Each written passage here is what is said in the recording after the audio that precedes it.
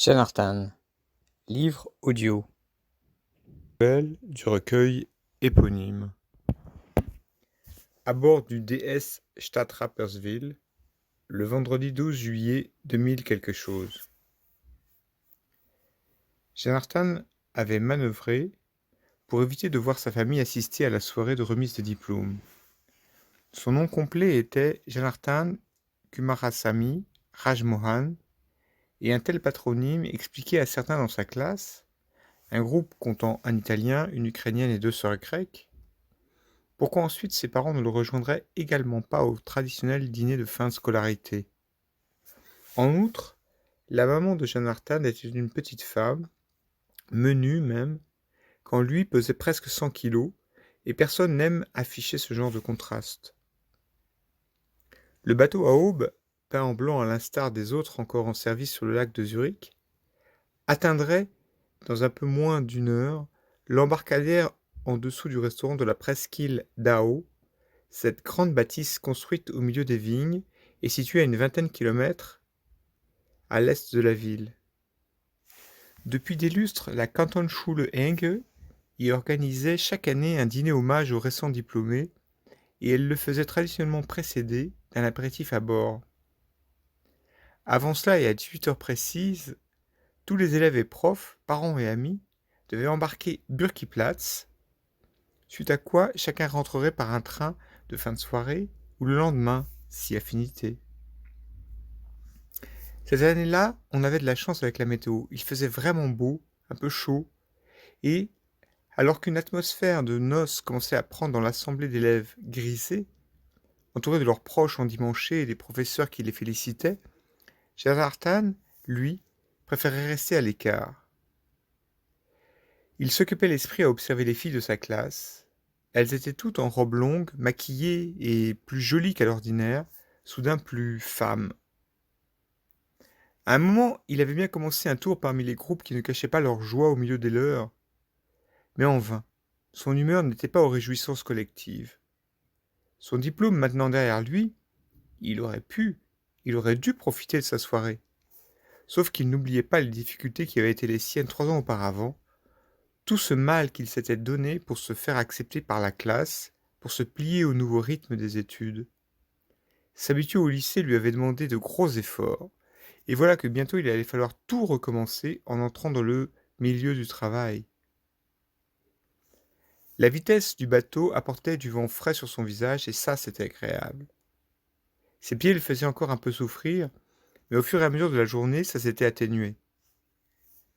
Histoire de faire quelque chose, le jeune homme se mit en mouvement, et à un moment il passa devant un professeur qui se tenait lui aussi en retrait. Sans âge défini, c'était un prof toujours vêtu de veste sombre, et invariablement dans ses pensées quand on le croisait. Il accueillit, et il cueillit, le jeune homme avec des mots dont Jonathan se serait bien passé. Comment expliquer l'absence de vos parents? Monsieur, soupira le jeune homme, en s'arrêtant en sa hauteur. Eh bien, je vous écoute. Oui, mais pourquoi justement cette question? S'agaça Jonathan, tout en réussissant quand même à sourire. Eh bien, parce que c'est la question que je me pose, répondit le prof. Jonathan resta 1 ou 2 secondes à regarder ses nouvelles chaussures, aussi neuves que ce pantalon de costume gris, ourlé par sa mère la veille au soir, avant d'essayer de botter en touche. Ma mère ne parle pas allemand, monsieur, ou alors très mal, enfin, c'est compliqué. Mais vous, où est votre amie italienne? Ce fut alors au tour du prof de masquer ses pensées derrière un sourire, un drôle de sourire. Radio Couloir évoquait depuis des années une certaine femme brune en compagnie de laquelle 2 élèves prétendaient avoir croisé ce prof au petit matin, et en ville alors qu'il habitait Wädenswil, la petite bourgade sur le lac après Ao, où l'on se rendait justement ce soir. Jonathan, votre mère aurait été fière de se trouver à bord avec nous, insista le prof en cherchant d'une main le bastingage derrière lui. Il se tourna ensuite vers l'eau dans un geste lent, un mouvement où seuls ses 2 talons touchèrent le pont de l'antique bateau. Il y eut ensuite un silence. Le jeune homme réfléchit que ce prof était le seul à l'appeler Jonathan, quand tous les autres, tout le monde disait Johnny. C'est compliqué, répéta Johnny, en se tournant lui aussi vers le bastingage. Jonathan, de tels moments ne reviennent jamais. Je sais, monsieur. Assister à la remise des diplômes aurait été un motif de fierté pour votre mère, et vous l'en priver pour une vague gêne que rien ne justifie, vous le savez très bien, nous avons déjà parlé. Au début, vous rugissiez facilement, Jonathan, vous étiez une personne timide. Mais plus maintenant, je me trompe. Je ne rougis jamais, monsieur, parce que ma peau est noire. Finalement, vous êtes comme Dominique, plaisanta Jonathan, désireux de passer à un autre sujet. Dominique, c'était un de leur classe qui militait dans les jeunesses d'un parti aux affiches évoquant la couleur des moutons à éjecter de Suisse. Mais je suis noir moi aussi, rétorqua le prof songeur, sans détourner le regard toutefois de la berge qu'on voyait défiler au loin. Il avait la peau blanche. Jonathan, heureux que sa mère disparaisse de la conversation, s'engouffra dans la brèche. Je sais. Vous nous l'avez déjà dit, monsieur. Vous êtes le noir le plus clair de toute la Suisse. Sauf que non. En fait, non, vous n'êtes pas noir. Est-ce qu'entre deux, une partie du jeu des arguties était en train de démarrer, même un jour comme aujourd'hui? Savoir argumenter, c'est de tous les jours, Jonathan, répondit le prof. Ce jeu était une activité de classe dans laquelle chacun préparait des arguments, des enchaînements logiques, pour s'apercevoir au final que prouver l'évidence n'est jamais aussi facile qu'on le pense. On aimait d'ailleurs ce prof un peu guindé, parce qu'avec lui tout pouvait être dit, dès lors qu'on savait rester dans les limites du respect mutuel et d'un minimum de réflexion avant d'entamer ses réponses. Dans ces passes d'armes verbales, quelqu'un jouait à affirmer une chose aberrante, fausse, et la classe devait argumenter pour prouver qu'il ne disait pas la vérité. Et si on revenait à votre amie, monsieur, l'actrice italienne? Un jour comme aujourd'hui, vous pouvez le dire, c'est quoi cette histoire qu'un matin, vous sortiez tous les deux du bord au lac? Le bord au lac était un des grands hôtels de la ville. À ce moment-là, l'antique bateau croisa un voilier à l'intérieur duquel les enfants agitaient les bras en se réjouissant chaque fois que quelqu'un leur répondait. Hein, monsieur? Insista le jeune diplômé. En guise de réponse, le professeur eut ce regard lointain qu'on ne savait jamais définir, mais il était visible que soudain, pour lui, le bateau, la fête et toute cette agitation autour n'existaient plus. C'est comme s'il rentrait en lui-même. Se peut-il que je l'ai peiné? Se demanda Jonathan en se méprenant. Il réfléchit ensuite à ce ragot, à ces deux filles d'une autre classe, apercevant une femme voiturier ouvrant la portière d'un bolide à leur professeur en bonne compagnie. C'était improbable. Mais d'un autre côté, pourquoi aurait-elle inventé ce détail que le voiturier était une femme? Vous ne répondrez décidément jamais aux questions d'ordre privé, hein, monsieur, insista encore Jonathan, tout en souriant. C'était un garçon au regard parfois effrayé, aux traits balourds, mais capable de sourire des heures entières. Ne prenez pas mal, ajouta-t-il. J'ai demandé ça juste parce que c'était la question que je me pose. Revenant à la conversation, le prof hocha la tête, amusé, et il eut ensuite l'air de chercher à clairement exprimer sa pensée. Jonathan, Johnny, savez-vous ce qu'on appelle une ligne de conduite? Non. Mais par contre, je sais qui nous a enseigné que c'est une faiblesse de répondre à une question par une autre question. Jonathan, vous voilà lâché dans la vie, poursuivit sans relever le quinquagénaire en veste sombre. Je vous conseille de travailler une image de vous à votre avantage et de n'y jamais y déroger ensuite, d'en faire une ligne de conduite. Ouais, et déroger, ça veut dire quoi? Demanda Jonathan. Avec dans son sillage une jeune femme qui se tenait droite sur deux skis, un hors-bord jaune fonçait vers eux. De la musique s'en échappait et l'embarcation vira de bord à quelques mètres du DS Stadt Rapperswil. Plutôt jolie, la skieuse portait un gilet de sauvetage jaune fluorescent taillé dans ces plastiques qui donnent envie de les toucher. Le restaurant est à Hao et vous habitez Wädenswil, monsieur. C'est tout près, non? Ce n'est pas loin, en effet. Notre classe n'était pas une bonne classe, et pourtant nous avons tous obtenu notre diplôme, réfléchit à haute voix Jonathan. Tous. Même votre amie Maureen, qui a totalisé un nombre d'absences record. Là, le jeune homme ne répondit rien.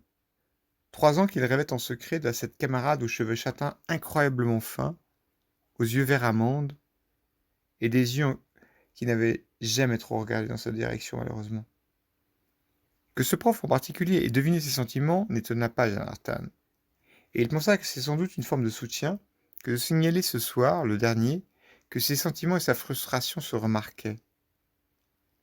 La minute suivante, et en s'étant creusé la tête, le jeune homme relia ce point à l'idée de suivre une ligne de conduite. Venait-on de lui conseiller d'insister avec Maureen? La jeune femme en ski nautique tomba à l'eau et cela procura à Jonathan un petit plaisir. Pour quelle raison? Le prof et l'élève parlèrent ensuite plus sérieusement. Ils abordèrent ce practicum, ce stage à partir d'août, au sein d'une agence située Rütlistrasse. C'était une agence de la 7KB. Jonathan dit qu'il appréhendait son premier jour de travail. Élève désordonné et lent, toute la classe était étonnée de le voir décrocher un poste dans une banque. Envieux, certains avaient même commenté cette affectation, et Dominique avait osé ces mots, lesquels s'étaient soldés ensuite par une bagarre. Que la grosse vache sacrée ne se fasse aucune illusion, son stage c'est un quota. Ouais, explique voir ça. Aucun problème. Écoute-moi bien, et sors un de tes petits paplards là pour noter. Une partie de la clientèle, aux mêmes origines que toi, vit dans notre pays.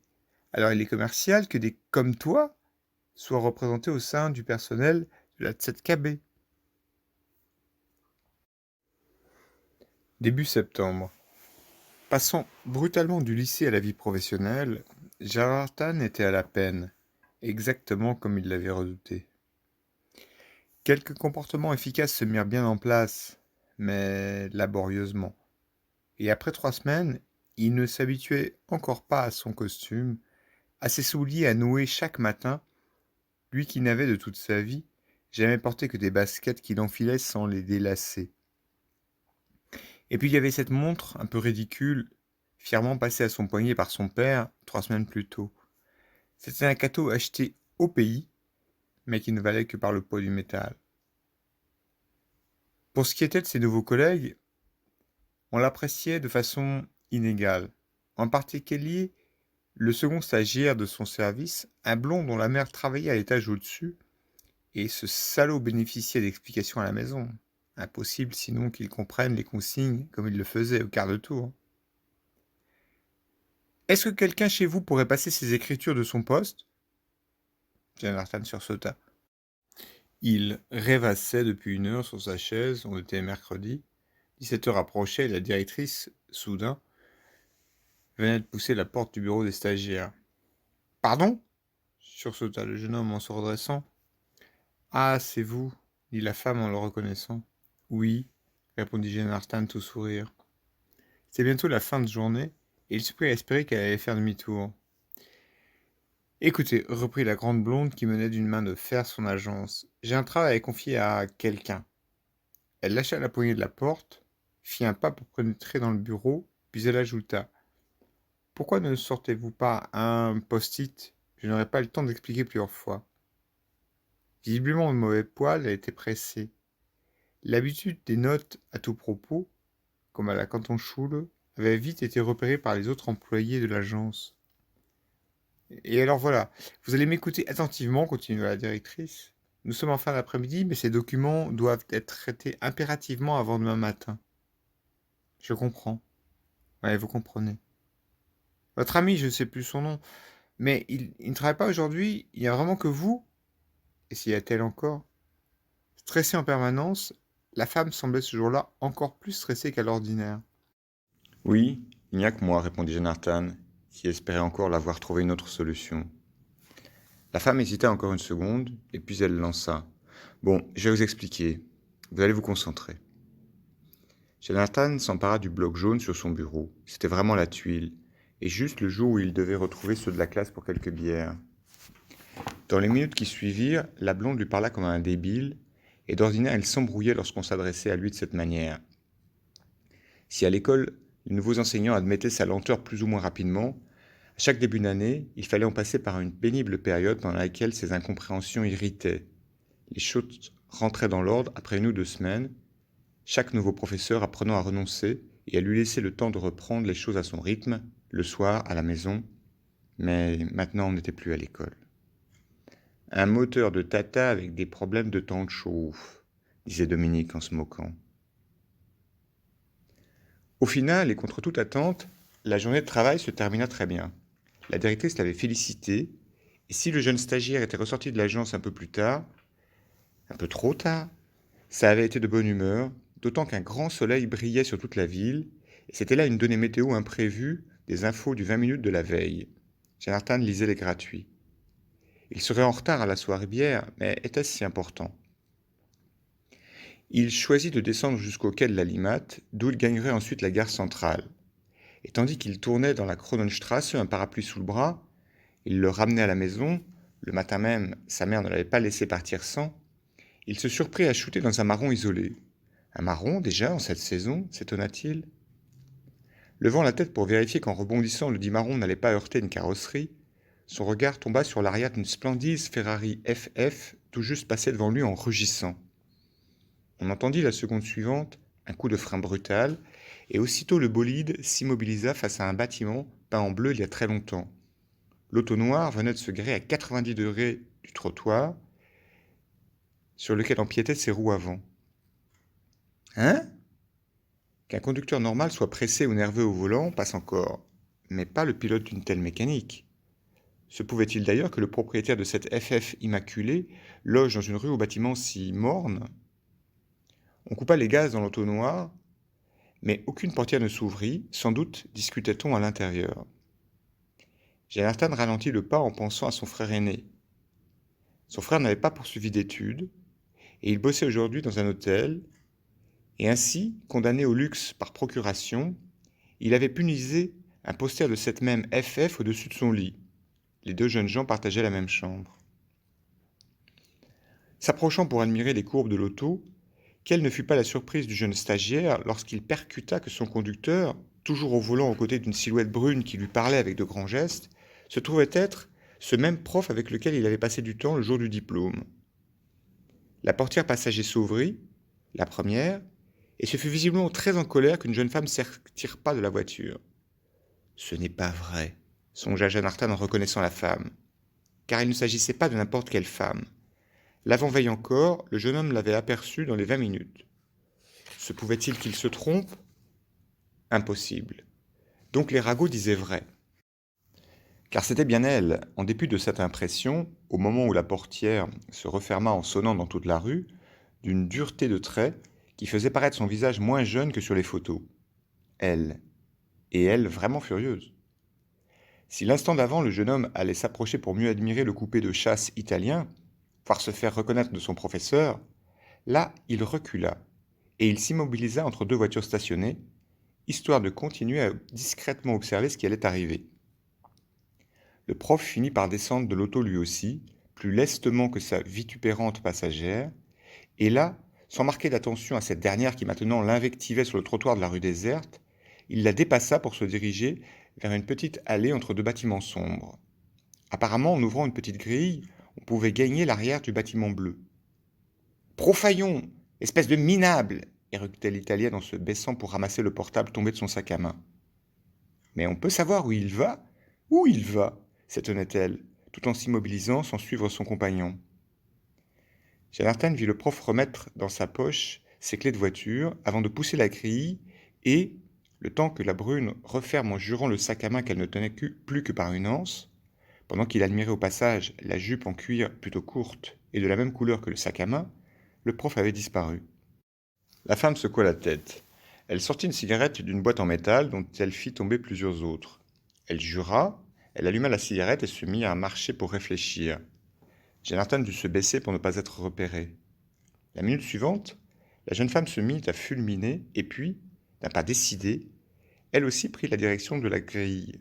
« Parce que j'ai vu ce que j'ai vu, Profaillon !»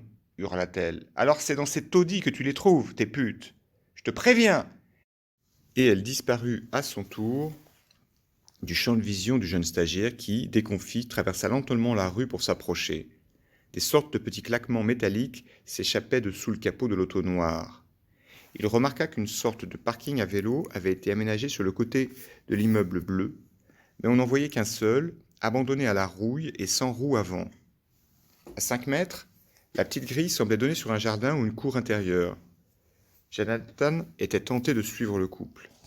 Il fit quelques pas jusqu'à la grille et s'aperçut qu'il s'agissait d'une cour arborée, de taille étonnante, en ville, et complètement envahie par une végétation luxuriante et désordonnée. L'endroit donnait une impression d'abandon ancien. Une envie irrépressible le saisissait de pousser lui aussi la petite grille. Devant lui, tout était silencieux. Par endroits, la peinture bleue s'écaillait sur le mur à sa droite. Près du vélo, côté porte d'entrée, certaines boîtes aux lettres avaient été défoncées. En levant la tête par-dessus la grille, le jeune homme remarqua que toutes les fenêtres de la cour étaient closes. Une telle quantité d'immeubles inhabités à Zurich? Fût-ce à cause de la couleur bleu passé qui lui rappela son fond d'écran, sur lequel on apercevait une enfilade de maisons peintes, un cliché pris au pays, ce lointain pays dans lequel il n'était allé que 2 fois, ou bien escomptait-il une anecdote croustillante pour dériver les colibés, à propos de son retard, à propos de Maureen, qu'il accueillerait sans doute quand il arriverait chez Francesco, celui de leur classe qui avait envoyé un message parlant d'écluser des bières. Dominique allait être aussi de la soirée. Jonathan avait lu ça sur son smartphone en début d'après-midi. Sa curiosité l'emporta sans doute à cause de tout cela, mélangée à d'autres éléments confus, et, après avoir baissé les yeux sur son parapluie, lequel il trimballait pour rien depuis le matin, sur ses souliers qui lui faisaient maintenant moins mal, il poussa la petite grille en fer. Les différents immeubles de la cour semblaient pareillement désaffectés. Ils étaient la parfaite version de départ des immeubles autrefois ouvriers que les bobos retapaient dans cette partie de la ville, et au dire des collègues à la pizzeria le midi, à prix d'or. Le jeune stagiaire parcourut une centaine de mètres en prenant garde qu'aucune ronce ne s'accroche à ses habits de travail, et soudain il entendit du bruit. Il eut à peine le temps de se dissimuler derrière une cabane aux planches élimées, laquelle avait dû faire la joie de gamin sans doute aujourd'hui devenu grand-père, que la jolie brune repassait devant lui. Sa démarche n'avait décidément plus rien de glamour, elle était toujours aussi furax. Jonathan se tenait immobile, caché à moins d'1 mètre d'elle, mais elle ne le remarqua pas.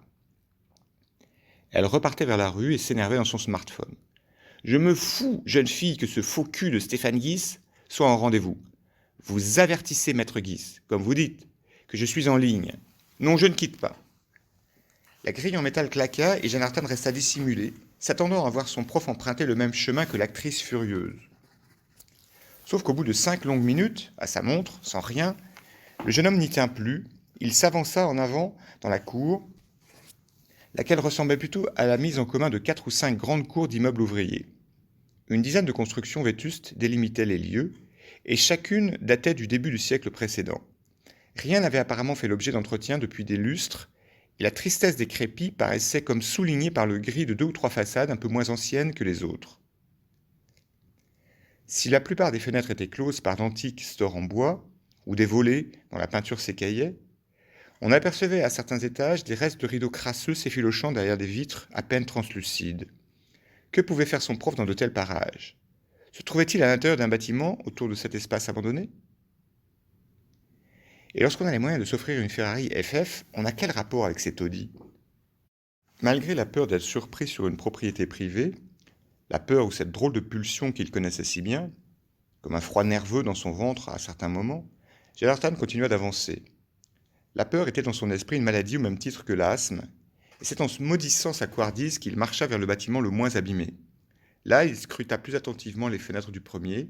Elles étaient éclairées par un rayon de soleil qui passait entre les arbres, et on relevait une sorte d'esthétique dans tout ça. On aurait dit un cliché nostalgique sur un site de photos. Le bâtiment devant lui était vide comme les autres. Tout ici était vide, désert. Revenant sur ses pas indécis, Jonathan se laissa tomber sur un banc attenant à la cabane derrière laquelle l'actrice italienne ne l'avait pas aperçu. Le banc faisait partie d'une aire de jeu avec des portiques sans balançoire, rouillés. Il leva les yeux pour scruter les étages sur la façade devant lui. Pas âme qui vive. Au premier étage, une fenêtre sans volet laissait apercevoir un intérieur inhabité depuis des décennies. Le décalage entre ce quartier et ces bâtiments, n'est-ce pas celui entre cette voiture et une vie de prof? S'interrogea le jeune homme, étonné lui-même de cette soudaine capacité à mettre en mots ses impressions. Un avion passa très haut dans le ciel. Dans cette cour, tous les verres devenaient gris. Il y avait celui des volets, ceux des différents arbres, celui des feuilles du lierre qui poussiéraient le long d'un tronc d'arbre famélique devant lui, et puis le vert de l'herbe et des ronces. Tout cela semblait installé dans une sorte de ternitude, éloigné de la vie, du monde réel, de la ville, comme pas concerné par le bleu du ciel au-dessus des toits. L'endroit est fait pour l'hiver, pour la neige, ou mieux, pour les ciels pluvieux de début de soirée. Où son prof avait-il pu disparaître? Sans doute qu'un passage permettait de passer de ce jardin à d'autres bâtiments plus modernes. Mais alors, pourquoi faire un détour par ici? La tête baissée sur son inutile parapluie, Jonathan en était là de ses réflexions lorsqu'il lui sembla qu'une ombre bougeait du côté de la grille, comme un fantôme ressortant de la cour. Il tendit le cou, mais il ne vit rien. Autour de lui, tout avait ce même aspect tranquille et délabré. Fausse alerte. Repasser la grille, repartir d'ici, sauf qu'il aurait tellement aimé comprendre. En se levant, le jeune homme mit par jeu le parapluie sur son épaule, façon gentleman ayant pris une décision, puis en regardant le sol comme font les enfants, il suivit une série de dalles abîmées qui le mena au bâtiment le plus près de la grille d'entrée. Ayant repéré un petit escalier en béton moussu, il l'emprunta avant de coller son front contre une porte en fer grisâtre, laquelle permettait apparemment d'accéder à un sous-sol. Elle était fermée à clé, et il sembla au jeune homme qu'il en allait ainsi depuis très très longtemps. Une ou deux fois son front heurta lentement la porte, pensif, puis il remonta, et d'autres dalles le conduisirent devant d'autres escaliers en tout point semblables et au bas desquels on trouvait des portes similaires. Aucune d'entre elles ne semblait avoir été entretenue ou repeinte plus récemment que les autres, mais Jonathan finit tout de même par repérer un bec de canne moins rouillé que les autres. Se pouvait-il que son professeur ait disparu en empruntant cet escalier-là, se demanda-t-il?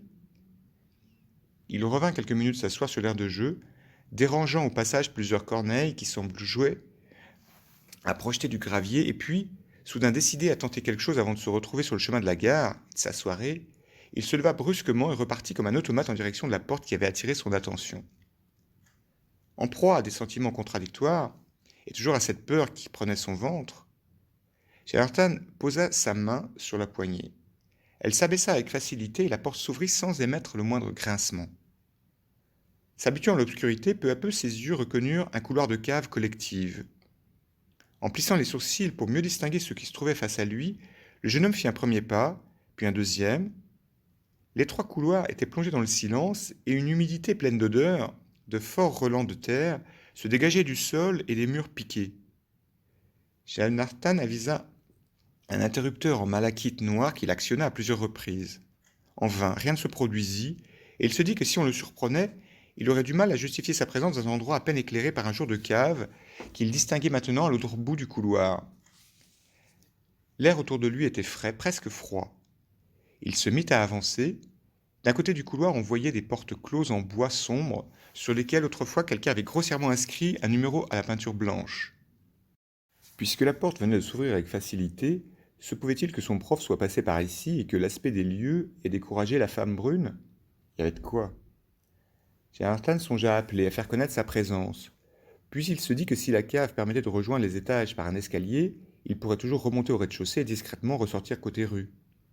Coup d'œil à sa montre, il était un peu plus de 19 heures. Il fallait qu'il se décide, ou avancer ou reculer. Malgré l'obscurité que son téléphone portable éclairait partiellement, et son cœur qui s'emballait, la curiosité restait la plus forte. Et ce fut l'oreille aux aguets, le ventre glacial, que Jonathan se remit à avancer dans le couloir sombre. Habillée comme il l'avait vu tout à l'heure, jamais la femme de l'auto ne viendrait se salir dans un coin pareil. Quelle femme quand même, sourit-il, et si ça bardait? Qu'avait bien pu faire ou dire leur si calme professeur? Et puis comment un intellectuel comme lui pouvait fréquenter une femme pareille? Chaque cave du sous-sol était une pièce hermétiquement fermée. Le couloir distribuait des portes sombres espacées de quelques mètres et beaucoup plus robustes que celles qu'on trouve dans les caves suisses, avec ordinairement juste un cadenas et quelques lattes à claire-voie séparant des petits entrepôts privés.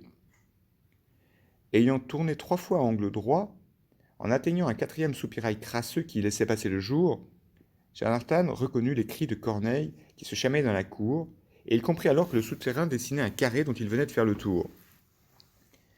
Mieux habitué à la pénombre, ses yeux distinguèrent les vastes trous creusés dans le sol en terre battue dans le dernier pan du couloir.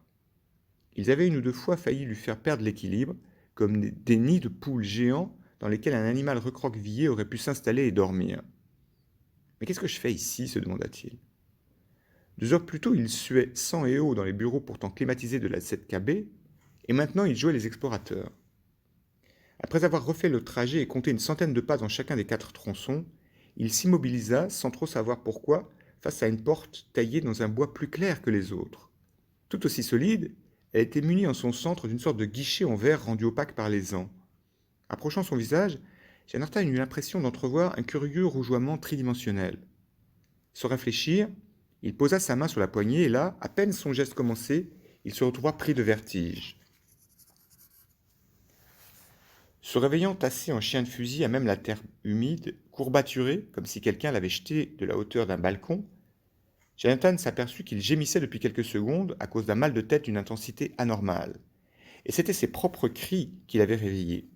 Jamais encore il n'avait ressenti de céphalée aussi violente, aussi douloureuse, au point qu'elle déclenchèrent bientôt une irrépressible envie de vomir. Forcé de se mettre debout, la bouche grande ouverte, après quelques spasmes, il vomit de la bile. La lumière qui descendait du soupirail n'était plus la même, et dehors, on entendait le vent qui secouait les arbres de la cour. Il faisait soleil quand le jeune homme était rentré dans cet immeuble. Par conséquent, combien de temps était-il resté inanimé, puisque maintenant le temps était gris? Coup d'œil à sa montre. Elle indiquait 10h14. Ce n'était pas possible parce que ça équivalait à peu près au moment où il avait descendu l'escalier de la cave. Voilà que maintenant, en plus, la montre déconnait. Merde, le costume, sursauta Jonathan par association d'idées. Ayant constaté les dégâts, il se mit à répéter « Merde, merde, merde !» Il enleva sa veste, entreprit de l'épousseter et s'attaqua ensuite au pantalon dans un état encore plus critique. « Que je suis con, mais que je suis con !» se maudit-il en tapant furieusement sur ses cuisses. Jonathan ressortit discrètement de la cour en passant, non sans mal, par-dessus la grille curieusement refermée. Puis il se mit en marche en remarquant que la FF ne se trouvait plus dans la rue. La Fourrière? Sans doute pas. Sa tête le lançait et l'humeur n'était plus à une visite chez Francesco, même si en arrivant à la station du tram qui devait le ramener chez lui, il se dit que grâce à l'histoire de la planture brune, il aurait tenu son scoop. Ça sera pour la prochaine fois. Remontant plus tard les escaliers de son immeuble en se massant les tempes, il eut un regard pour sa montre. L'avait-il cogné en tombant lorsqu'il avait perdu connaissance?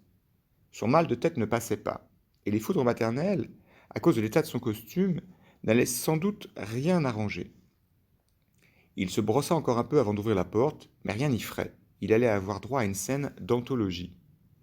Une fois chez lui, en passant devant le salon, il constata que ni son père ni son frère n'étaient là. Encore? Mais où sont-ils? Se demanda-t-il. Vautré une tablette sur le ventre, sa jeune sœur lui répondit qu'ils étaient chez leur oncle, et que Jonathan le savait parfaitement, et qu'il faisait chier à ne jamais rien se rappeler.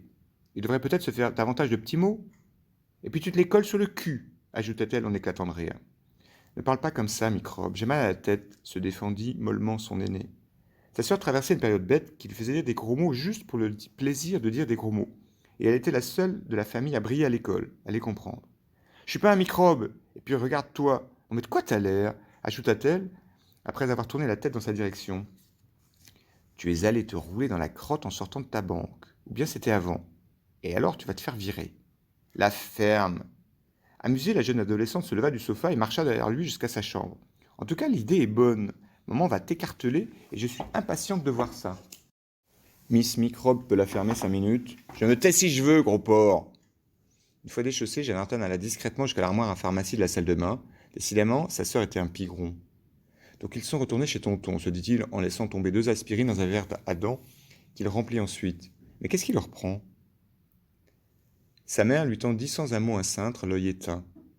Et pareillement, sans un regard, elle lui donna un bas de jogging sorti d'une des corbeilles à linge. Silence avant l'orage. Dans la cuisine, un couvert a été mis à son intention. Il serait le seul à manger. Jonathan essaya bien de s'occuper 2 minutes du côté du frigo avec les bouteilles de soda. Sa sœur en avait laissé un fond sans en mettre au frais pour les autres, mais il ne dit rien.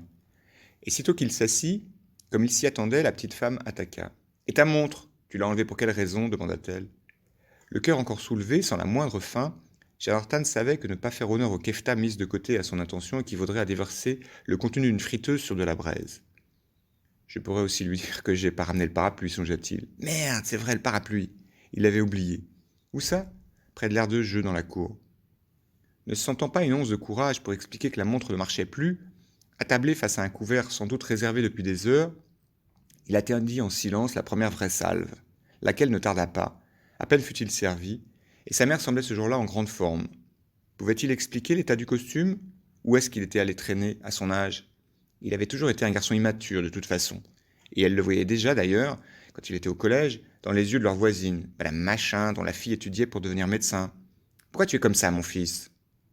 Le jeune homme n'avait d'autre choix que de mâcher sans joie, en attendant que l'orage passe, et il le fit en se souvenant que si d'un côté il y avait ses reproches, de l'autre il y avait les louanges que sa mère chantait à son sujet aux amis ou à la famille quand on appelait au pays.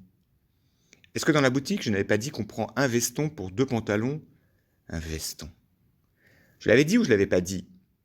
Jonathan se remémora ses efforts ce jour-là et la veille pour que la petite femme se contente de lui donner l'argent et ne l'accompagne pas. Mais ça avait été peine perdue. Tu te souviens du jour où on a acheté ton costume? C'est bien moi qui l'ai payé. Oui, maman, je m'en souviens. Il eut droit ensuite aux ruses grâce auxquelles elle arrivait à mettre de l'argent de côté en rognant sur le budget que lui donnait leur père pour les commissions et pour le reste. De retour du minuscule balcon dans lequel un placard contenait les produits d'entretien et les brosses, elle reprit. Il va falloir que je sorte le fer, à l'heure qu'il est. Le pantalon était tellement sale que j'ai dû le brosser à l'eau écarlate. Qu'est-ce qui t'est arrivé? Tu vas le dire? Oh, tu m'écoutes? Tu vas le dire ou tu vas pas le dire? Maman. Sans empirer, mais sans diminuer malgré les aspirines, le mal de tête ne semblait pas de ceux qui passent rapidement. Alors toi aussi maintenant, comme tes frères, tu fais des cachotteries à ta mère. C'était une allusion à son frère aîné qui, depuis des années, ne marchait plus au chantage affectif. Après un court silence et une touche d'inquiétude traversant soudain sa colère, la petite femme ajouta. Tu t'es encore battue, c'est ça? Avec Dominique, à vos âges. Mais non, maman. Vous vous êtes revus? Non. Tu te moques de qui? Cette semaine, tu devais passer et revoir ceux de la classe. C'était aujourd'hui? Justement. Justement quoi? Rien. Oh, et puis c'est pas la peine de soupirer. Maman, sois gentille, je t'en prie. Je te préviens, ça risque de marquer, fit remarquer la mère, revenue soudain aux vêtements, sur lesquels elle avait recommencé à s'activer. Il aurait fallu envoyer nettoyer tout le costume. Mais tu sais combien ça coûte un nettoyage à sec? Non, j'ai plus de plaire clos. Des tâches pareilles. Comment tu as fait ton compte? Et tu ne manges rien. T'es allé avec les autres à la pizzeria ce midi. Maman, soupira le jeune homme, j'ai mal à la tête. C'était malhonnête de l'inquiéter, mais tant valait s'en sortir ainsi. Une fois dans sa chambre, Jonathan se détendit un peu. On était un soir où son frère allait passer la nuit au travail. Il s'allongea et consulta son smartphone. Plusieurs collègues d'Enge le mettaient en boîte à propos de la semaine de vacances organisée par certains de la classe et à laquelle il ne participerait pas à cause des dates de son super stage. Maureen avait dit qu'elle non plus n'en serait pas. Curieux, non? Mais hier soir, ils m'ont déjà gonflé avec ça, se dit Jonathan, en se relevant pour aller chercher la bouteille de soda dans le frigo. Qu'est-ce qui leur prend? Et puis, où étaient passés ces messages de la journée?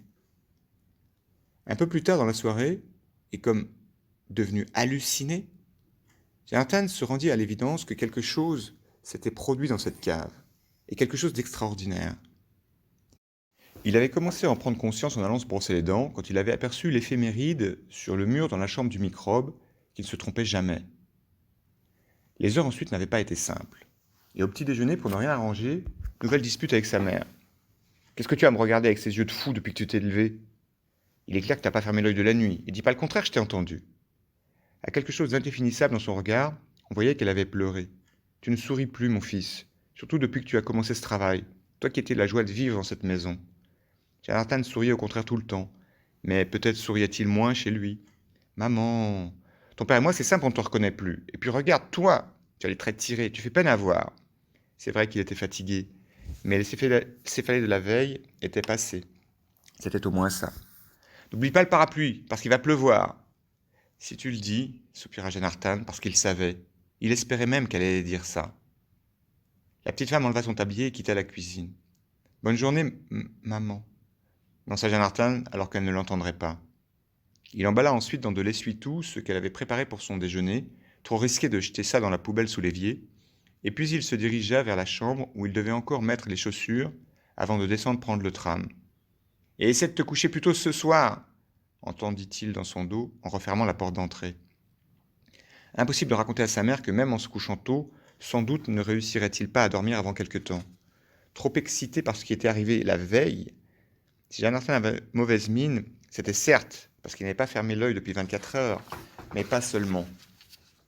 Non, il ne perdait pas la raison. Il avait passé la nuit sur Internet, et ce qu'il en avait retiré était bouleversant.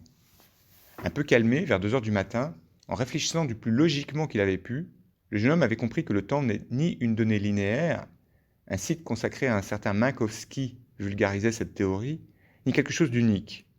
Et à l'heure de s'habiller pour repartir au travail, il lui était presque acquis que les instants qu'il vivait pouvaient être ceux de la veille. Parce qu'on est la veille. Tous les calendriers en ligne interrogés disaient qu'on était le jour d'avant.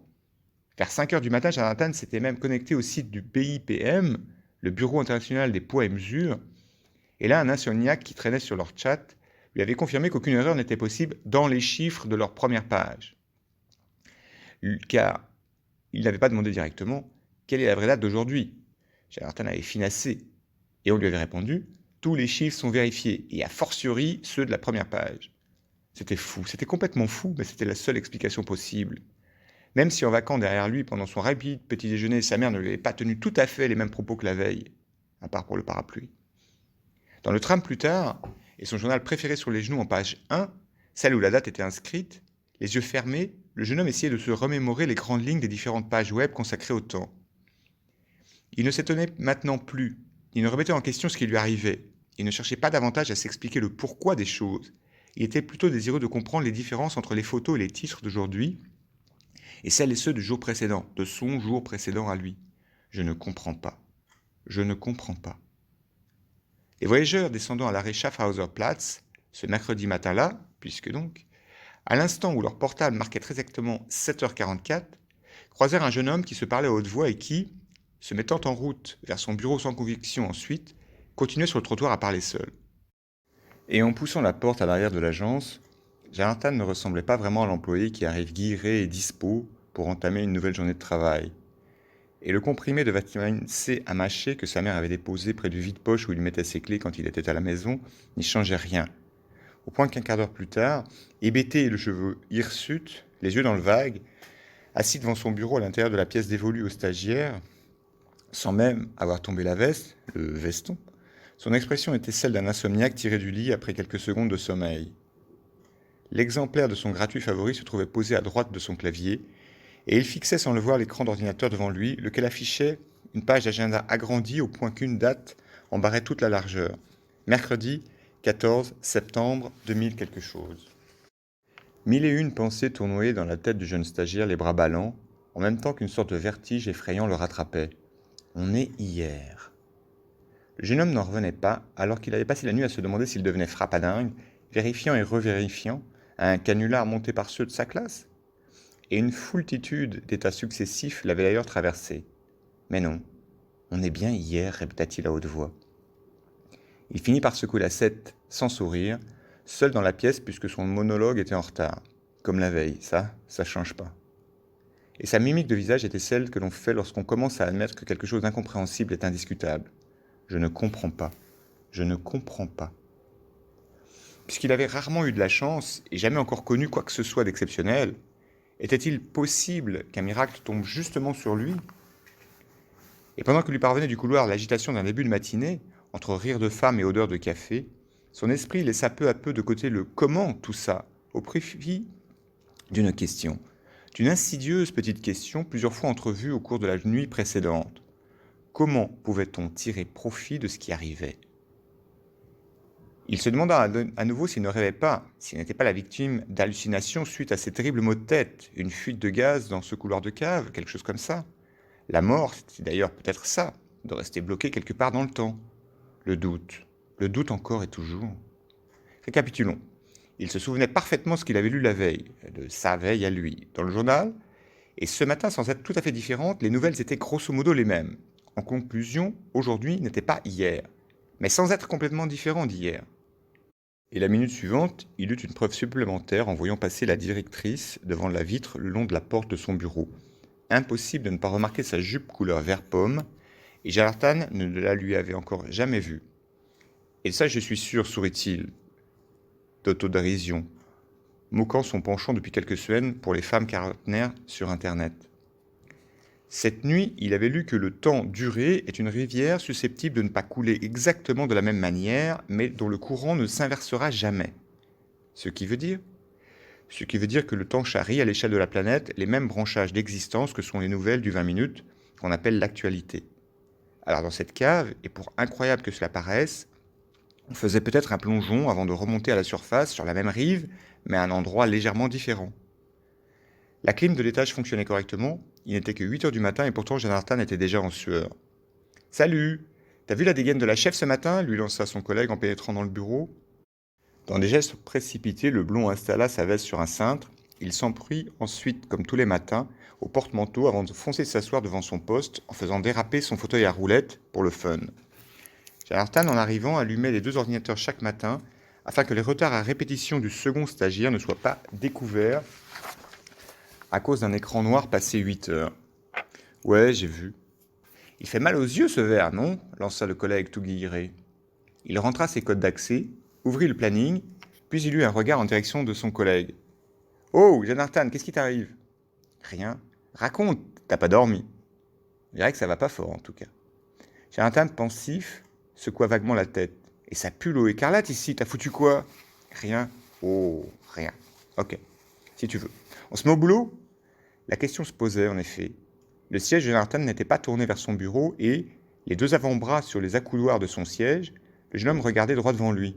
« Je sais pas. »« Comment ça, tu sais pas ?» s'étonna son collègue. « Mais qu'est-ce que t'as ce matin ?» À quoi bon répondre? Plusieurs secrétaires passèrent devant leur porte, dont une qui ne répondait jamais au salut de Jonathan. Si, elle l'avait salué une fois, pendant le tour des bureaux en compagnie de la directrice, le premier matin. Le jeune homme fit pivoter son siège, il leva la main jusqu'à son clavier pour réduire la taille de la date sur l'écran, il se leva ensuite et, sous les yeux étonnés de son collègue, il décrocha pensivement sa veste du porte-manteau qu'on devait toujours caler avec un morceau de carton. Effectivement, ça sentait le perchloroéthylène. Jonathan s'empara de son parapluie, se dirigea vers la porte, avant de revenir reposer le parapluie à sa place. Il sortit ensuite du bureau des stagiaires un peu comme un somnambule, sans se retourner pour répondre aux questions dans son dos. La luminosité, l'ambiance et le bruit de la ville firent d'abord un bien fou à Jonathan. Des cloches sonnèrent quelque part, une certaine agitation animait maintenant la Schaffhauserstrasse, dans laquelle il marchait sans se presser. Son pas se ralentit encore en arrivant à hauteur de l'hôtel à l'angle de la Kronenstrasse. Ayant aperçu au loin les contours d'un certain bâtiment bleu, il bifurqua après s'être dit que mieux valait commencer par un tour du pâté de maison, se donner du temps. C'était une matinée d'été nuageuse. Une Jaeger fluo le dépassa en soufflant et il repensa à une autre qui courait habillée en surfeuse, croisée en juin dernier près de la Bahnhofstrasse. Il suivit sur une centaine de mètres une mère de famille qui descendait la rue en poussant devant elle une poussette. Elle se retournait parfois en s'immobilisant pour encourager un enfant en trottinette qui ne semblait pas pressé d'aller où on voulait l'emmener. Un petit garçon roux qui s'arrêtait en mettant un pied par terre, regardait les immeubles autour de lui avec un amusant air concentré. Plus loin, une jeune femme, en train d'installer les tables devant un café, sourit à Jonathan. S'arrêtant non loin d'un kiosque, il se mit à réfléchir avant de sortir de sa poche un bloc de post-it, sur la première feuille duquel il inscrivit une suite de chiffres. Puis, arrivé devant le parking à vélo abandonné, il vérifia qu'il n'y avait personne autour de lui, suite à quoi il s'approcha du parc silencieux. Il escalada plus facilement que lorsqu'il avait quitté la cour la veille la petite grille, et, à nouveau, sans savoir pourquoi au juste, face à toute cette végétation abandonnée, il se dit que son aventure aurait décidément mérité l'hiver. Assis derrière la cabane près de l'ancienne aire de jeu, il s'alluma une cigarette. Venait-il de quitter son travail pour un délire qui lui attirerait des ennuis? Et dans le cas où toute l'histoire était vraie, qu'est-ce qui lui garantissait qu'en tentant à nouveau l'expérience, il ne se retrouverait pas au Moyen-Âge, comme dans les films? Son indécision encore, il se serait donné des gifles. Mais qu'y pouvait-il si d'un côté il y avait son envie de foncer, et de l'autre la presque certitude que seul un gros imbécile comme lui pouvait se mettre à croire en de pareilles folies? Autre question. Aurait-il dû se munir de comprimés d'aspirine à avaler et en prendre préventivement afin d'éviter le mal de crâne au réveil? « Oh, Jonathan, on est dans la vie réelle là !» s'admonesta-t-il. « De l'aspirine pour voyager dans le temps, tu te rends compte des énormités que tu racontes ?» La cigarette terminée, il en alluma une seconde, pendant qu'une pensée le fit sourire. Je suis en train de spéculer sur la meilleure façon d'organiser un saut temporel. La cour était aussi déserte que le jour précédent. Enfin, le jour précédent. Y retourner, ce sera le seul moyen de savoir. Il écrasa avec soin le second mégot, comme il faisait toujours, puis il se leva, observé de loin par un couple de corneilles sur une branche. Il descendit quelques marches, ouvrit la porte en métal du couloir de cave, et sans hésiter la minute suivante, il abaissait la poignée de la drôle de porte au vitrage rougeoyant. Aucune boîte à journaux gratuits à Zurich n'eut jamais une telle importance dans un esprit de lecteur. Sauf que celle que Jonathan connaissait, près de l'arène tram, était vide quand il arriva devant elle complètement essoufflé. Pestant d'impatience en s'engouffrant dans le premier tram venu, au sortir de la pharmacie de la Schaffhauser Platz, il se dit qu'il devait avoir l'air d'un fou avec ses aspirines à la main, d'autant qu'il était à bord d'un 11 qui redescendrait en direction de la Hauptbahnhof et en conséquence l'éloignerait de l'agence. Il remonta l'équivalent de 20 rangées et trouva enfin ce qu'il cherchait, un exemplaire du 20 minutes du jour, abandonné sur une place vide. Il se laissa tomber sur un siège et se mit à parcourir le journal. Au niveau de la date, on était bien. Pour la deuxième fois, il allait revivre aujourd'hui, le mercredi 14 septembre 2000 quelque chose. Sauf qu'une fois de plus, et rien qu'avec les titres et les photos de une, sans même avoir besoin de lire le moindre début d'article, le jeune homme avait compris, ce ne serait encore une fois pas le même aujourd'hui. Les pages n'étaient pas identiques à celles du matin quand il était parti travailler, les titres n'étaient pas non plus les mêmes. Une catastrophe en Indonésie ne s'était pas produite la veille. Page 2, on avait préféré une formule avec un nom à la place d'un verbe conjugué dans le journal qu'il avait eu entre les mains avant d'arriver à son bureau. Pendant la nuit, on avait arrêté sur l'autoroute 3 chauffeurs qui avaient dû rester chez eux le jour précédent. Enfin, le jour précédent, ce nouvel aujourd'hui. Un truc qui n'est pas comme dans les films, c'est que j'émerge de la cave le même jour, mais un autre jour. Avec plus ou moins 10 minutes, un quart d'heure après le moment où j'y suis rentré. Le jeune homme prit le temps de parcourir l'ensemble du journal, où presque toutes les pages variaient. Leur cadrage ou leur sujet étaient voisins, mais elles étaient dissemblables. Si les écarts publicitaires bougeaient moins, c'est peut-être parce que les campagnes étaient définies longtemps à l'avance. En Italie, le résultat d'un référendum remporté la veille par l'opposition était, dans ce nouvel aujourd'hui, gagné d'un très court pourcentage par le gouvernement en place. Suite à un tie-break malheureux, la victoire d'un joueur de tennis suisse était devenue une défaite. Face à la dernière page dont il avait repoussé la lecture en pressentant la déception qu'allait être la sienne, le jeune homme sortit de sa poche un petit papier jaune sur lequel des nombres étaient inscrits. Il les compara à la liste dans le journal, puis il détourna le regard et se mit à regarder la rue. Les chiffres de l'euro-million n'avaient rien à voir. Jonathan soupira. Un truc pareil ne pouvait arriver qu'à lui. La cave ne permettait pas un retour au passé tel qu'il avait été vécu, non. Elle permettait juste de repartir vers quelque chose de voisin, de proche, dont, sans doute, des milliers de variantes étaient possibles. Au loto, il y a 130 millions quelque chose de combinaisons. Et là, des milliards peut-être. Ça donnait le vertige. En attendant, la situation n'était pas comme dans les films. Dans les films, tout est rigoureusement pareil et le héros gagne au jeu, suite à quoi sa vie devient magique. Pour lui, les choses ne se présentaient pas comme ça. Descendu du Tunnelstrasse, non loin de son ancien lycée, Jonathan se mit à errer au hasard dans les rues. Si ce qu'il avait lu concernant l'écoulement du temps la première nuit lui avait fait comprendre plusieurs choses, des questions le hantaient néanmoins toujours. « Je ne comprends pas. Je ne comprends pas, répétait-il un peu théâtralement. Les gens le regardaient, sans doute à cause de ses taches sur son costume. En ouvrant un compte dans une banque et en revenant ensuite au jour précédent, ce compte serait-il encore ouvert et apprévisionné ? Peut-être que oui, puisque le post-it était resté dans sa poche. En avisant dans la vieille ville un groupe de businessmen marchant devant lui en parlant fort, dans des costumes à la coupe impeccable, très différents du sien, mal brossés en refaisant surface allongés sur le sol de la cave, il comprit qu'ils étaient en quête d'un restaurant. Quelle heure était-il ? Midi déjà ?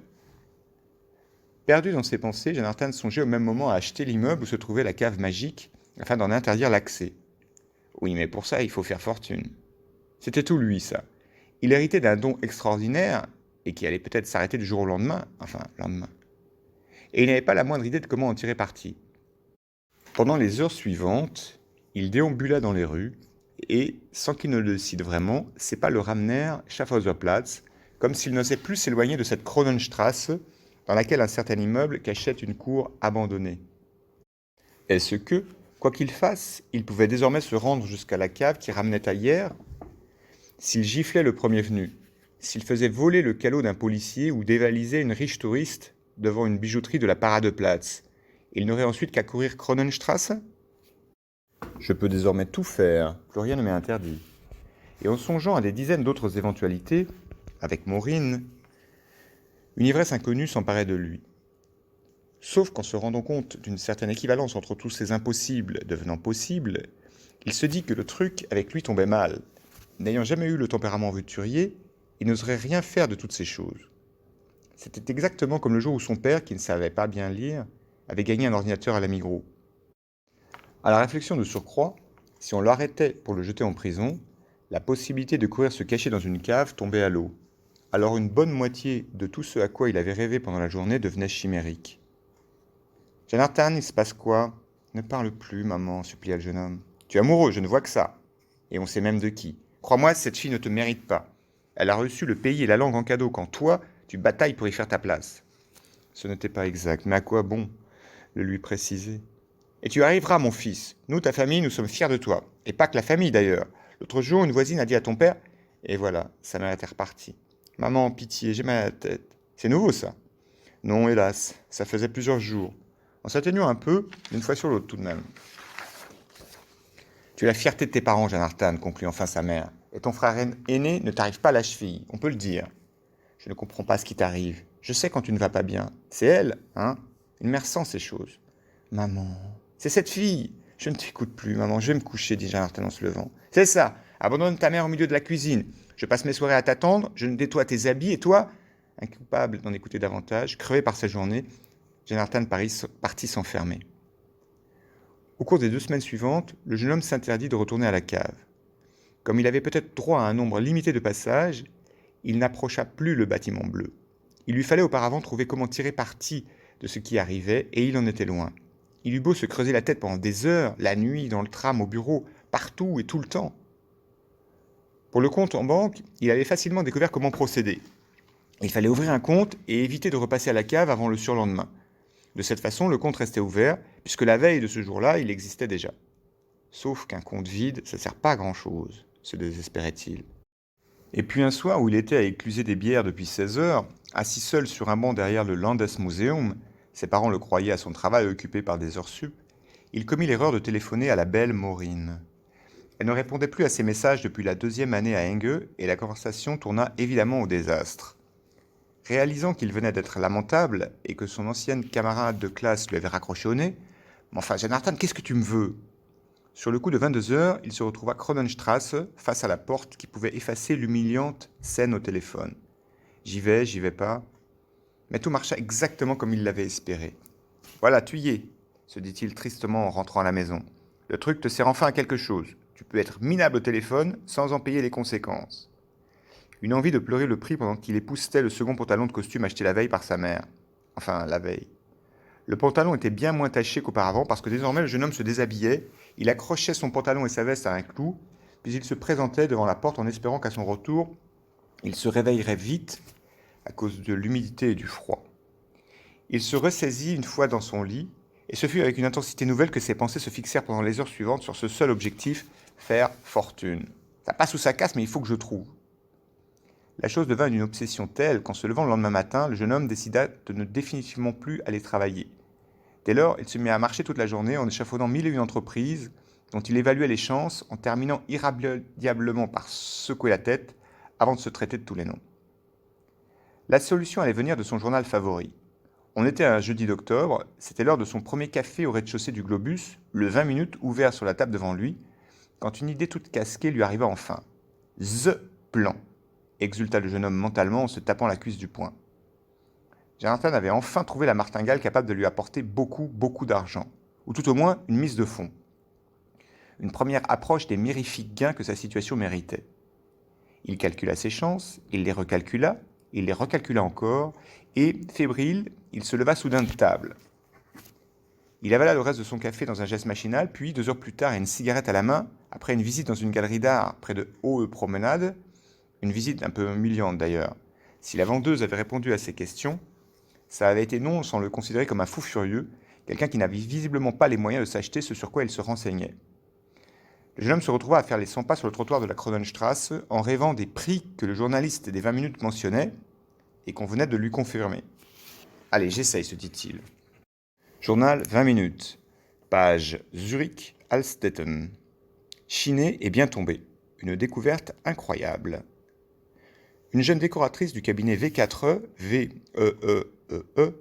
Marina Korotko, visitait hier matin l'une des 10 ou 12 broquis qu'elle fréquente en fonction des besoins de ses clients.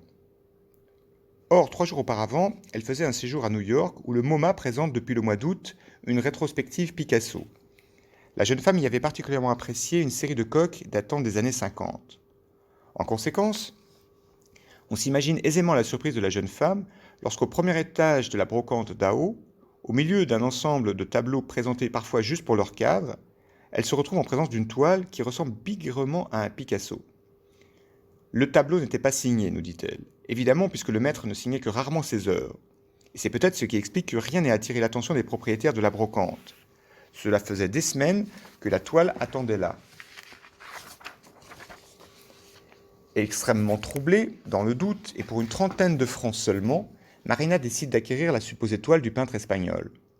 De retour à son bureau, elle se souvient que son équipe a ce jour-là rendez-vous avec un commissaire-priseur de Sotheby's, la fameuse salle des ventes de la Talstrasse.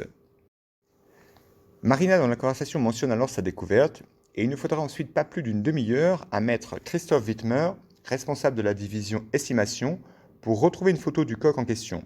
Et pas n'importe où. Rien de moins que sur la couverture d'une revue datant de 1956. Le coq Dao avait en effet été photographié sur un chevalet dans l'atelier du maître, d'où la toile avait ensuite disparu la même année, offerte à un visiteur de passage.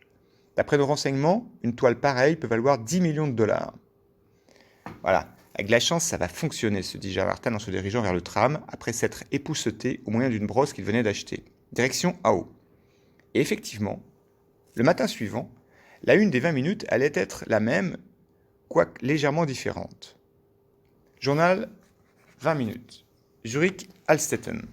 La brocante miraculeuse. Comte de Chine à Ao.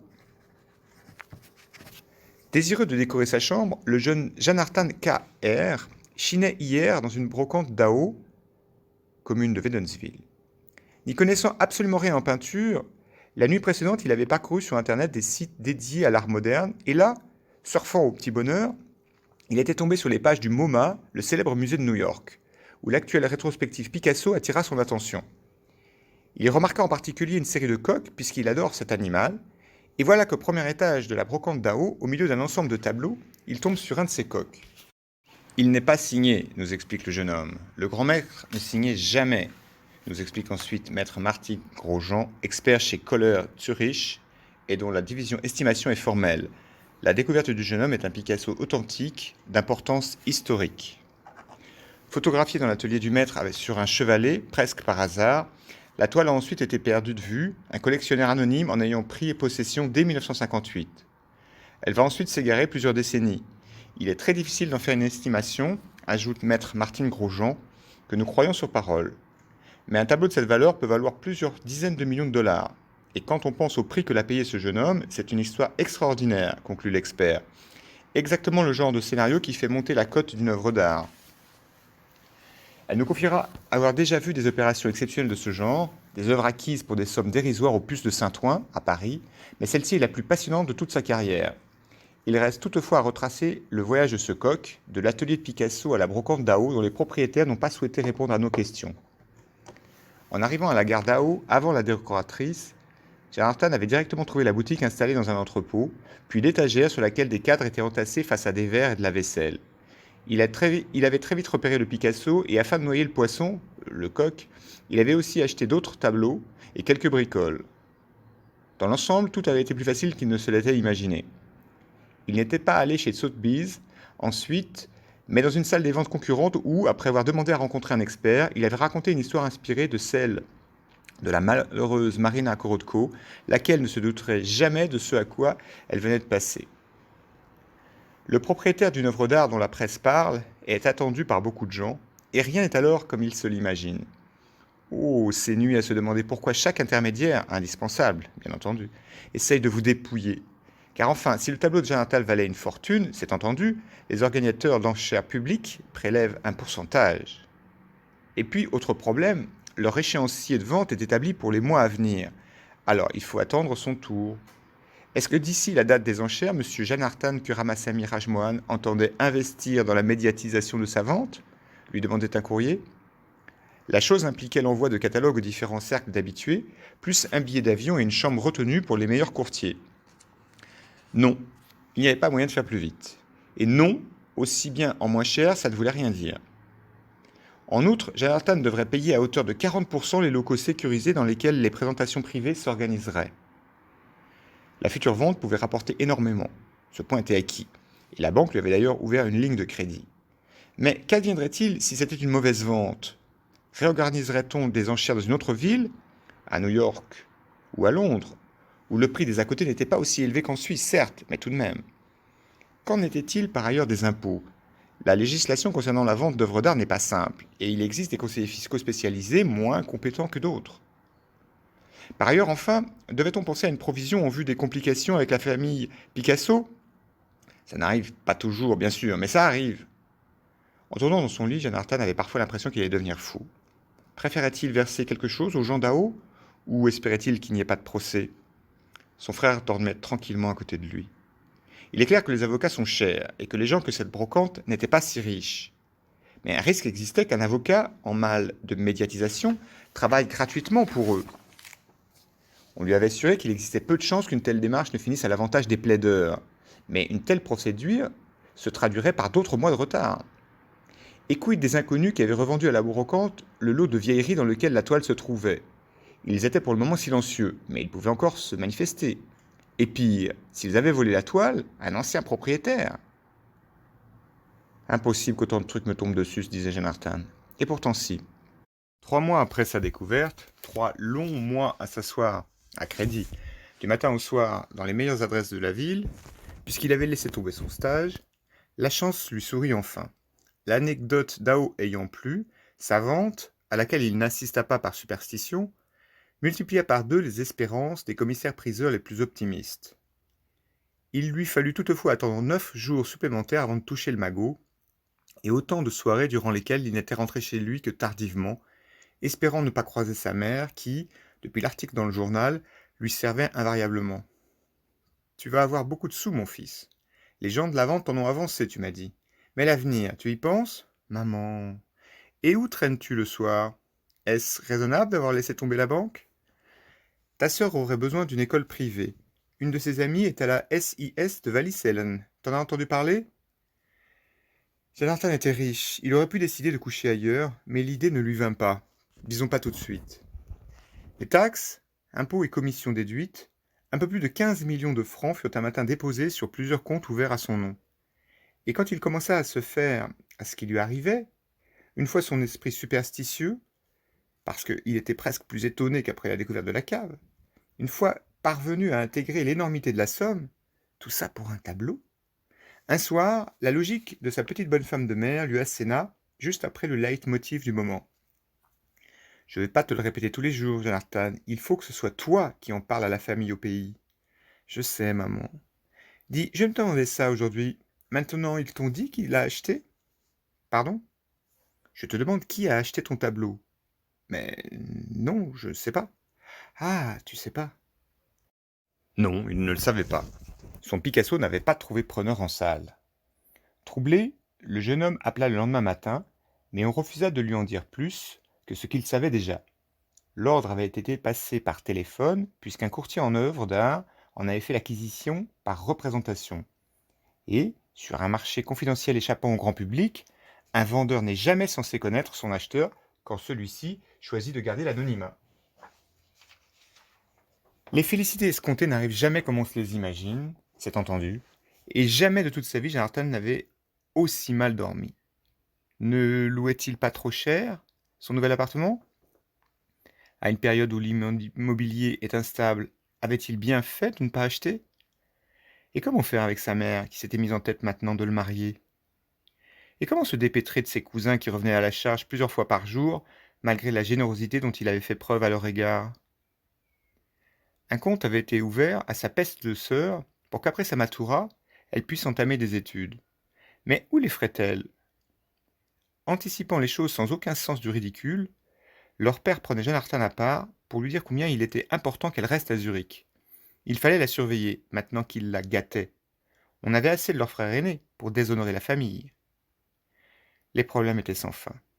Ceux de la Kantonsschule Eng appelaient pour le taper, et même Dominique, jusqu'à la directrice de l'agence de la Riedlistrasse qui laissait message sur message. Il était question de domiciliation de son compte principal. Il la laissait macérer. Mais la pauvre femme aux mini-jupes vertes perdait son temps. La salle des ventes l'avait mis en relation avec un cabinet d'optimisation fiscale, lequel s'était occupé de tout. Jeanne Artin arrêta son choix sur une limousine Audi âgée d'1 an, mais peu kilométrée. Comme chaque garçon de sa classe, il avait depuis des années un accès presque hebdomadaire à autoscoot24.ch et en conséquence, il savait la décote des autos de valeur. Sauf qu'une fois le bolide parqué dans un garage loué non loin de son nouvel appartement, à propos, avait-il bien fait de louer si loin de la Kronenstrasse? Il se mit à le regarder sous toutes les coutures, en lui trouvant l'arrière pas si réussi que ça. L'avant un peu massif, le moteur pas assez ou trop discret, il savait plus, ça dépendait des moments. Quant au toit ouvrant, il était lent à ouvrir. Il en allait de même pour son nouveau smartphone. Jonathan le trouvait large, un peu trop large, et il n'arrivait plus à s'en faire une idée objective au point qu'à force de le regarder, il se surprit un jour à le tenir en main devant une glace. Les semaines qui suivirent son emménagement ne furent pas faciles. Et pour le coup, Jonathan ne souriait plus du tout. Sa mère continuant de chanter ses louanges, les tapeurs se multipliaient en conséquence. La famille restait au pays, devenait frénétique, et c'était maintenant elle qui appelait chaque dimanche. Jonathan leur avait pourtant consenti une enveloppe de 100 000 $, plus qu'une fortune là-bas. S'il avait déposé sur un compte spécial la marge à dépenser, arrêtée dès le lendemain de la vente, il s'y remboursait à un taux intéressant le million provisionné par la salle des ventes. Pour le reste, il ne vivait pas vraiment sa nouvelle richesse. Et ce n'était pas par pingrerie, mais une fois les dons à la famille effectués et la question de l'appartement et de l'auto réglée, il n'avait sincèrement aucune envie spéciale. Ayant complètement perdu de vue l'éventuelle nécessité de s'expliquer le mystère de cette porte de cave, une seule question le taraudait désormais. Comment augmenter significativement sa fortune? Jonathan pensait à l'argent. Il ne pensait qu'à l'argent et il occupait son temps à déchiffrer la presse économique. Un stabilo en main et des post-it un peu partout sur le bureau devant lui, il surveillait ses placements sans toujours comprendre ce qui leur arrivait. Arbitrait-il trop souvent son portefeuille? Son volant de liquidité était-il au départ trop élevé? Peut-on avoir confiance en son courtier? Un mois plus tard, il se décida à intégrer une formation en gestion de fortune dans laquelle, à grand renfort de petits papiers qu'il égarait dans ses poches de costume, d'inscriptions retrouvées au matin griffonnées et illisibles, il lui arrivait d'éprouver un sentiment sur lequel il n'arrivait pas à mettre un nom, ou de songer à son stage abandonné, à sa classe à la même période l'an passé. Le quotidien était épuisant, car ses cours lui donnaient une idée précise des dangers qui guettaient ses économies. Et si d'un aller-retour à la cave, une baisse de taux pouvait être rectifiée, ça n'était qu'à la condition que le lendemain veille, rien n'est baissé par ailleurs. Dans le cas contraire, il fallait y retourner et on entrait dans un cycle qui pouvait devenir infernal, avec des maux de tête incessants et cette certitude, y retourner une fois supplémentaire, entendu. Mais si j'ai droit à un nombre limité de passages, qui me dit que celui-là ne sera pas le dernier? J'ai perdu combien cette fois? 184 000. C'est pas énorme, j'y vais pas. Dans une semaine, les cours auront monté. Ou pas. Alors Jonathan y retournait, et ça avait baissé ailleurs. Il fumait seul dans son appartement. Il se taisait lorsqu'il se retrouvait en famille, alors qu'on le disait bavard quelques semaines en arrière. Il avait beau être riche, il était comme avant. Le garçon maladroit devant qui ce sont les autres qui prennent la parole. Et il lui arrivait de refaire le soir des conversations de la journée avec les profs de sa formation. Tu passes de moins en moins à la maison, tu ne vois plus personne, mon fils, ce n'est pas sain. Et il ne pense qu'à mon argent, maman, je sais. Et d'ailleurs, moi-même, ça me peine de te dire ça, mais il faut que tu fasses encore quelque chose pour ton frère. Maman, je lui ai déjà donné beaucoup, il faut attendre avant de savoir si son épicerie, elle va donner. On ne reparle pas de ça, je t'en prie. Je sais, mais il va y avoir des problèmes. Ton père ne veut plus aller l'y aider, il se dispute. Tu aurais dû le prendre avec toi dans tes affaires. Pourquoi tu fais tout un mystère de ce nouveau chez toi, de ces activités de gestion de fortune, comme tu dis? Mais non, c'est pas ça, maman. Tu ne nous dis rien de cette formation. Cette formation qui te fait rentrer à la bourse, enfin, sans doute que je comprendrai pas toutes ces choses, mais... Et puis un grand appartement comme ça pour toi tout seul. Jonathan songea qu'à midi, il n'était pas allé déjeuner au Globus. Il s'était offert 2 sandwichs micro-budget au poulet curry, ce qu'il aimait à l'époque de la pas si lointaine Canton-Schule Enge. Tu veux passer me chercher? S'était-elle d'abord esclaffée. Bah ouais. Ça fait puceau de campus américain, non, Johnny? Non, Jonathan ne trouvait pas. Alors il insista, et comme il n'allait pas rester 2 heures au téléphone, Maureen finit par accepter. Le matin du jour convenu, Jonathan fit lustrer sa nouvelle acquisition, une Audi R8 que, secrètement, il avait un peu peur de conduire. Et une fois encore, le soir venu, les choses ne se passèrent pas comme prévu. D'abord, il pleuvait sur Zurich, à l'heure de s'arrêter face à l'immeuble de la jeune femme, et puis lorsqu'elle se laissa tomber dans le bolide, sans l'habitude des sièges si près du sol, elle dit en gloussant qu'elle s'était fait mal au cul. Elle ne marqua ensuite aucune attention au costume Armani que Jonathan s'était fait ajuster en vue de cette soirée. Et le pire, sans doute, ce fut lorsqu'en chemin, elle le prévient qu'elle allait devoir s'éclipser vers 22 heures. Un comble, se dit Jonathan. Elle précisa ensuite qu'il s'était aujourd'hui passé quelque chose. Un couple d'amis était au plus mal et leur situation l'inquiétait. Immobilisé dans un embouteillage de début de soirée de vendredi soir, en tapotant sur son volant, Jonathan songeait à sa mère qui avait peut-être raison à propos de Maureen, laquelle ne s'était jamais retrouvée aussi proche de lui. L'argent avait du bon. Parce qu'elle accepte de me revoir juste parce que je suis devenu riche. C'est comme ça maintenant mes relations avec les gens. Et pourtant elle était belle. Oh, ses longs cheveux fins qu'elle avait ce soir tressés, et puis ses mains si soignées, si fines. Jonathan ignorait que quelques heures plus tôt, la jeune femme avait hésité à tout annuler. Depuis plusieurs semaines, un certain garçon de ses amis traversait une période de crise. Un certain garçon qu'elle aimait, et qui ne l'aimait pas en retour, puisqu'il en aimait une autre, avec qui il s'était d'ailleurs mis en couple. Une fois l'auto stationné non loin du vieux cèdre, Jonathan sentit que quelque chose n'allait pas. À l'intérieur du restaurant, les gens n'étaient pas comme il s'y attendait, et son costume jurait un peu. Comme il n'allait jamais dîner à l'extérieur que dans des fast-foods, dans son esprit, les restaurants chers, avec des nappes, c'était comme au cinéma. A fortiori, il y matquait. Erreur. Il y avait ici des familles, des cris et des rires. Les gens étaient en jean, et l'ambiance n'était pas celle, plus sélecte de la terrasse en face, dont Maureen se mit à lui vanter le cadre frustré. On se serait cru à la pizzeria du midi quand il travaillait à la banque. On les fit asseoir, et au moment de passer la commande, le serveur ne s'adressa pas à lui. Il s'adressa à lui en second. Était-ce le protocole, ou avait-il l'air trop gauche? On lui tendit une carte qu'il ne reconnut pas tout de suite, celle des vins. N'y connaissant rien, et se sentant commencer à transpirer, le jeune homme choisit au hasard quelque chose de cher, incapable de demander conseil avec simplicité. « Tu as terminé ton stage avec ce qui t'est arrivé ?» demanda Maureen sans attendre le départ du serveur. Ce qui t'est arrivé, comme si l'histoire avait été pour lui une tuile, un accident. Et elle lui avait déjà posé la question au téléphone, mais apparemment elle s'en souvenait pas. En fait, elle ne trouve rien à me dire, songea le jeune homme, et le repas n'est pas encore commencé. Il lui expliqua qu'il suivait des cours de gestion de fortune, une sorte de formation de trader. Ah, tu vas à Saint-Gall? Saint-Gall, l'endroit où il faut être pour des études touchant à la finance. Sauf que lui, il ne pouvait pas s'éloigner. Non, je suis ici, répondit-il, dans un institut privé. La formation s'achèvera avec 2 séjours, aux États-Unis et puis en Asie. Comment ferait-il? Où ça aux États-Unis? Boston. Ah, ça démarrait. Elle allait lui poser des questions. Il dit que ces quelques semaines d'absence préoccupaient ses parents. Quoi, t'habites encore avec eux, rit-elle? Non, non, il avait son propre appartement, un loft. Et après des heures de discussion, ses parents avaient accepté, eux aussi, l'idée de bientôt se reloger. Non loin de chez lui, mais pas trop près quand même, à cause de sa mère, une femme possessive. En levant les yeux du petit morceau de pain pour tromper la faim sur lequel il s'amusait à mettre du sel, Jonathan s'aperçut que c'était à peine si Maureen l'écoutait. « Tu revois qui de la classe ?» demanda-t-il. « Bah, tout le monde. Et toi ?»« Moi, personne. »« Ah, je sais. Dominique me l'a dit. » Un silence se fit entre eux.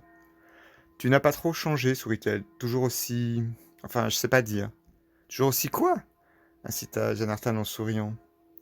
Tu n'as pas l'air plus sûr de toi. Enfin, si, un peu, mais... Sans le savoir, Jonathan accumulait les mauvais points. Dans la classe, on le disait typé, et il faisait à la jeune femme l'effet d'une caricature, avec ce costume qui jurait et sa voiture de sport. Le secret le mieux gardé de la belle Maureen était la nationalité de son père, arrivé en Suisse pour y travailler.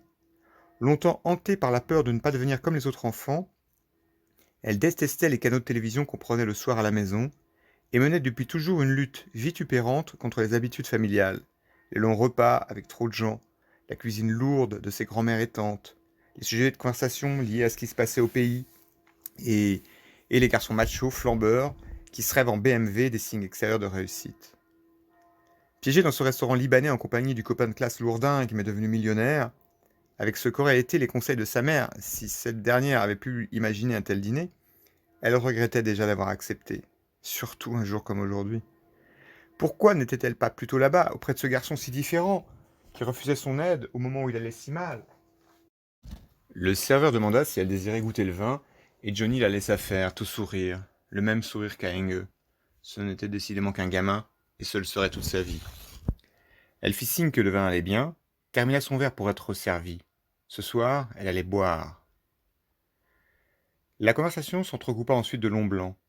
Jonathan remarqua qu'en passant, des hommes regardaient en direction de leur table, se demandant sans doute ce qu'une fille pareille faisait avec quelqu'un comme lui. C'était une ambiance de début de repas lourde.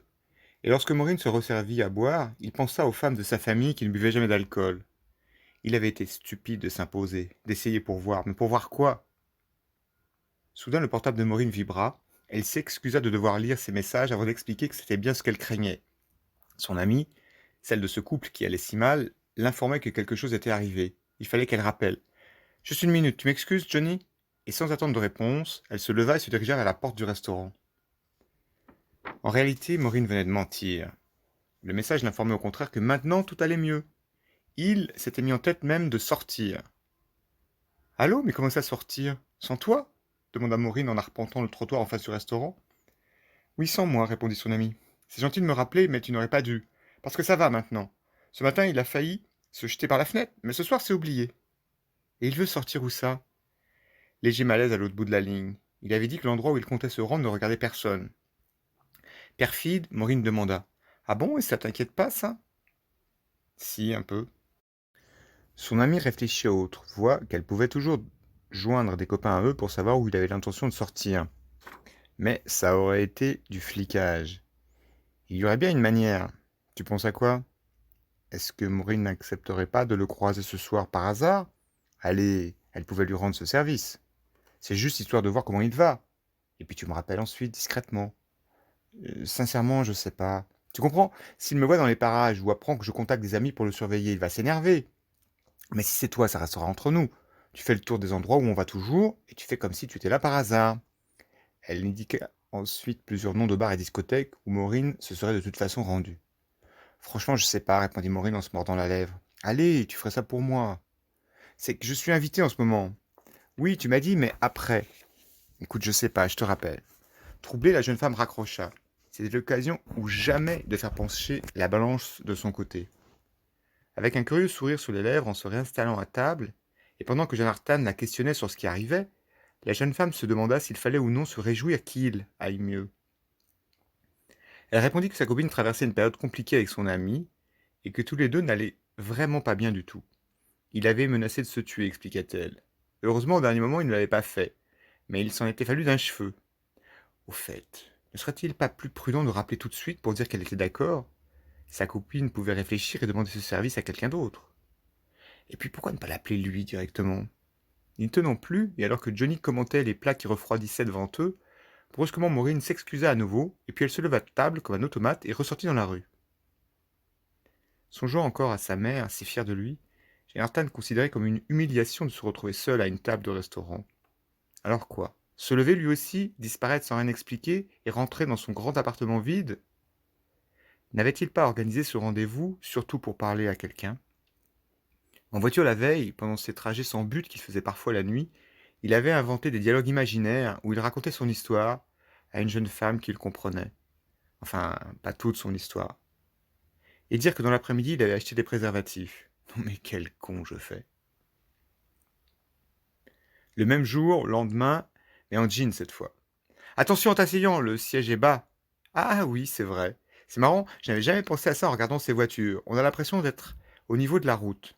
Oui, un peu. Si l'humeur de Maureen n'était pas exactement semblable à celle de la veille, très vite les choses ne se présentèrent pas mieux, puisqu'elle expliqua que sa meilleure amie avait des soucis avec son ami. Il s'était passé le matin même quelque chose qu'elle ne pouvait pas raconter, mais il faudrait peut-être qu'elle joigne cette copine pendant le repas. On n'en sort pas, se dit Jonathan. En route cette fois vers la terrasse, il mit la musique que Maureen avait dit aimer la veille et sur laquelle il s'était documenté afin de pouvoir en parler. Elle n'en fut pas plus que ça étonnée, trouvant la chose normale, et elle ne posa aucune question. Une fois à destination, un voiturier leur fit signe, et quand le couple se retrouva à l'intérieur de l'immense salle, où malgré la forte affluence, l'endroit arrivait à donner l'impression d'intimité, pour savoir à quel nom était la réservation, la femme de l'accueil interrogea Maureen. Il faut dire qu'en entrant, elle s'était positionnée devant Jonathan, sachant apparemment mieux que lui où attendre avant d'être conduite à une table. Prenant place la minute suivante dans un des fauteuils qui servent de chaise à la terrasse, Jonathan pensa, en théâtralisant les choses, qu'il pourrait bien pousser toutes les portes de cave qu'il voudrait. La ville, le pays, l'Europe entière étaient aux mains de gens comme Dominique. Bon, c'est pas non plus la peine de tout caricaturer, se dit-il, en se remettant à sourire à son invité. Bien calée dans le fauteuil face au sien, et ce grâce au maître d'hôtel qui la rapprocha de la table dans un geste élégant, elle était encore plus belle, encore plus désirable que le jour précédent. Son rouge à lèvres semblait ce soir plus sombre, et ses cheveux n'étaient pas coiffés de la même façon. Ne me regarde pas comme ça, Johnny. Un garçon déposa sur leur table du pain et différentes huiles d'olive, suite à quoi il s'occupa du bougeoir. La veille, Maureen avait dit aimer les restaurants avec des bougies. Elle posa néanmoins quand même son portable sur la nappe blanche en tissu épais. Je le mets en mode vibreur. C'est à cause de cet ami dont je t'ai parlé. Son copain a eu une sorte d'accident, je t'ai dit. Jonathan enleva sa veste en se souvenant qu'en classe, Maureen n'enlevait jamais son manteau. Elle faisait toujours ça, rester habillée comme si elle avait été dans la rue, même que les profs n'aimaient pas ça. Lorsque le garçon passa prendre leur commande, Jonathan se sentit plus gaillard que le jour précédent, jusqu'au moment de choisir le vin. Cette fois, Maureen désirait du vin blanc, et dans ses recherches sur Internet, Jonathan n'avait pas prévu cette éventualité. Alors, il fit comme la veille, il choisit au hasard un vin cher. Et puis, comme la veille aussi, Maureen sortit finalement téléphoner, cette fois sans même que son smartphone se mette à sonner. Jonathan vida son verre, et lorsqu'à son retour son invité prétendit que quelque chose de grave venait d'arriver et qu'il fallait tout de suite qu'elle s'en aille, quitte à le retrouver plus tard, il voulait bien, c'était possible.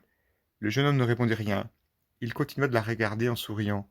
Tu fais quoi plus tard insista-t-elle. La scène était gênante. Elle est pire que la veille. Il est passé par la fenêtre? Bah, quand tu sais ça d'abord, serait dit aussitôt la jeune femme. Merdoum, je n'en sais rien, j'ai dit ça comme ça, soupira Jonathan. C'était sa première bourde face à quelqu'un lié aux potentialités que lui donnait son secret. Outré, la jeune femme cria sur lui avant de disparaître. Il sortit, un peu après, lui aussi de la terrasse, sous les regards, le cœur gros.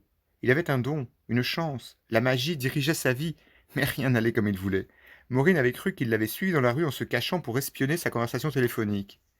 Mais bon sang. À ce que Jonathan sache, les filles de la classe avaient toujours respecté l'argent, en schématisant un peu.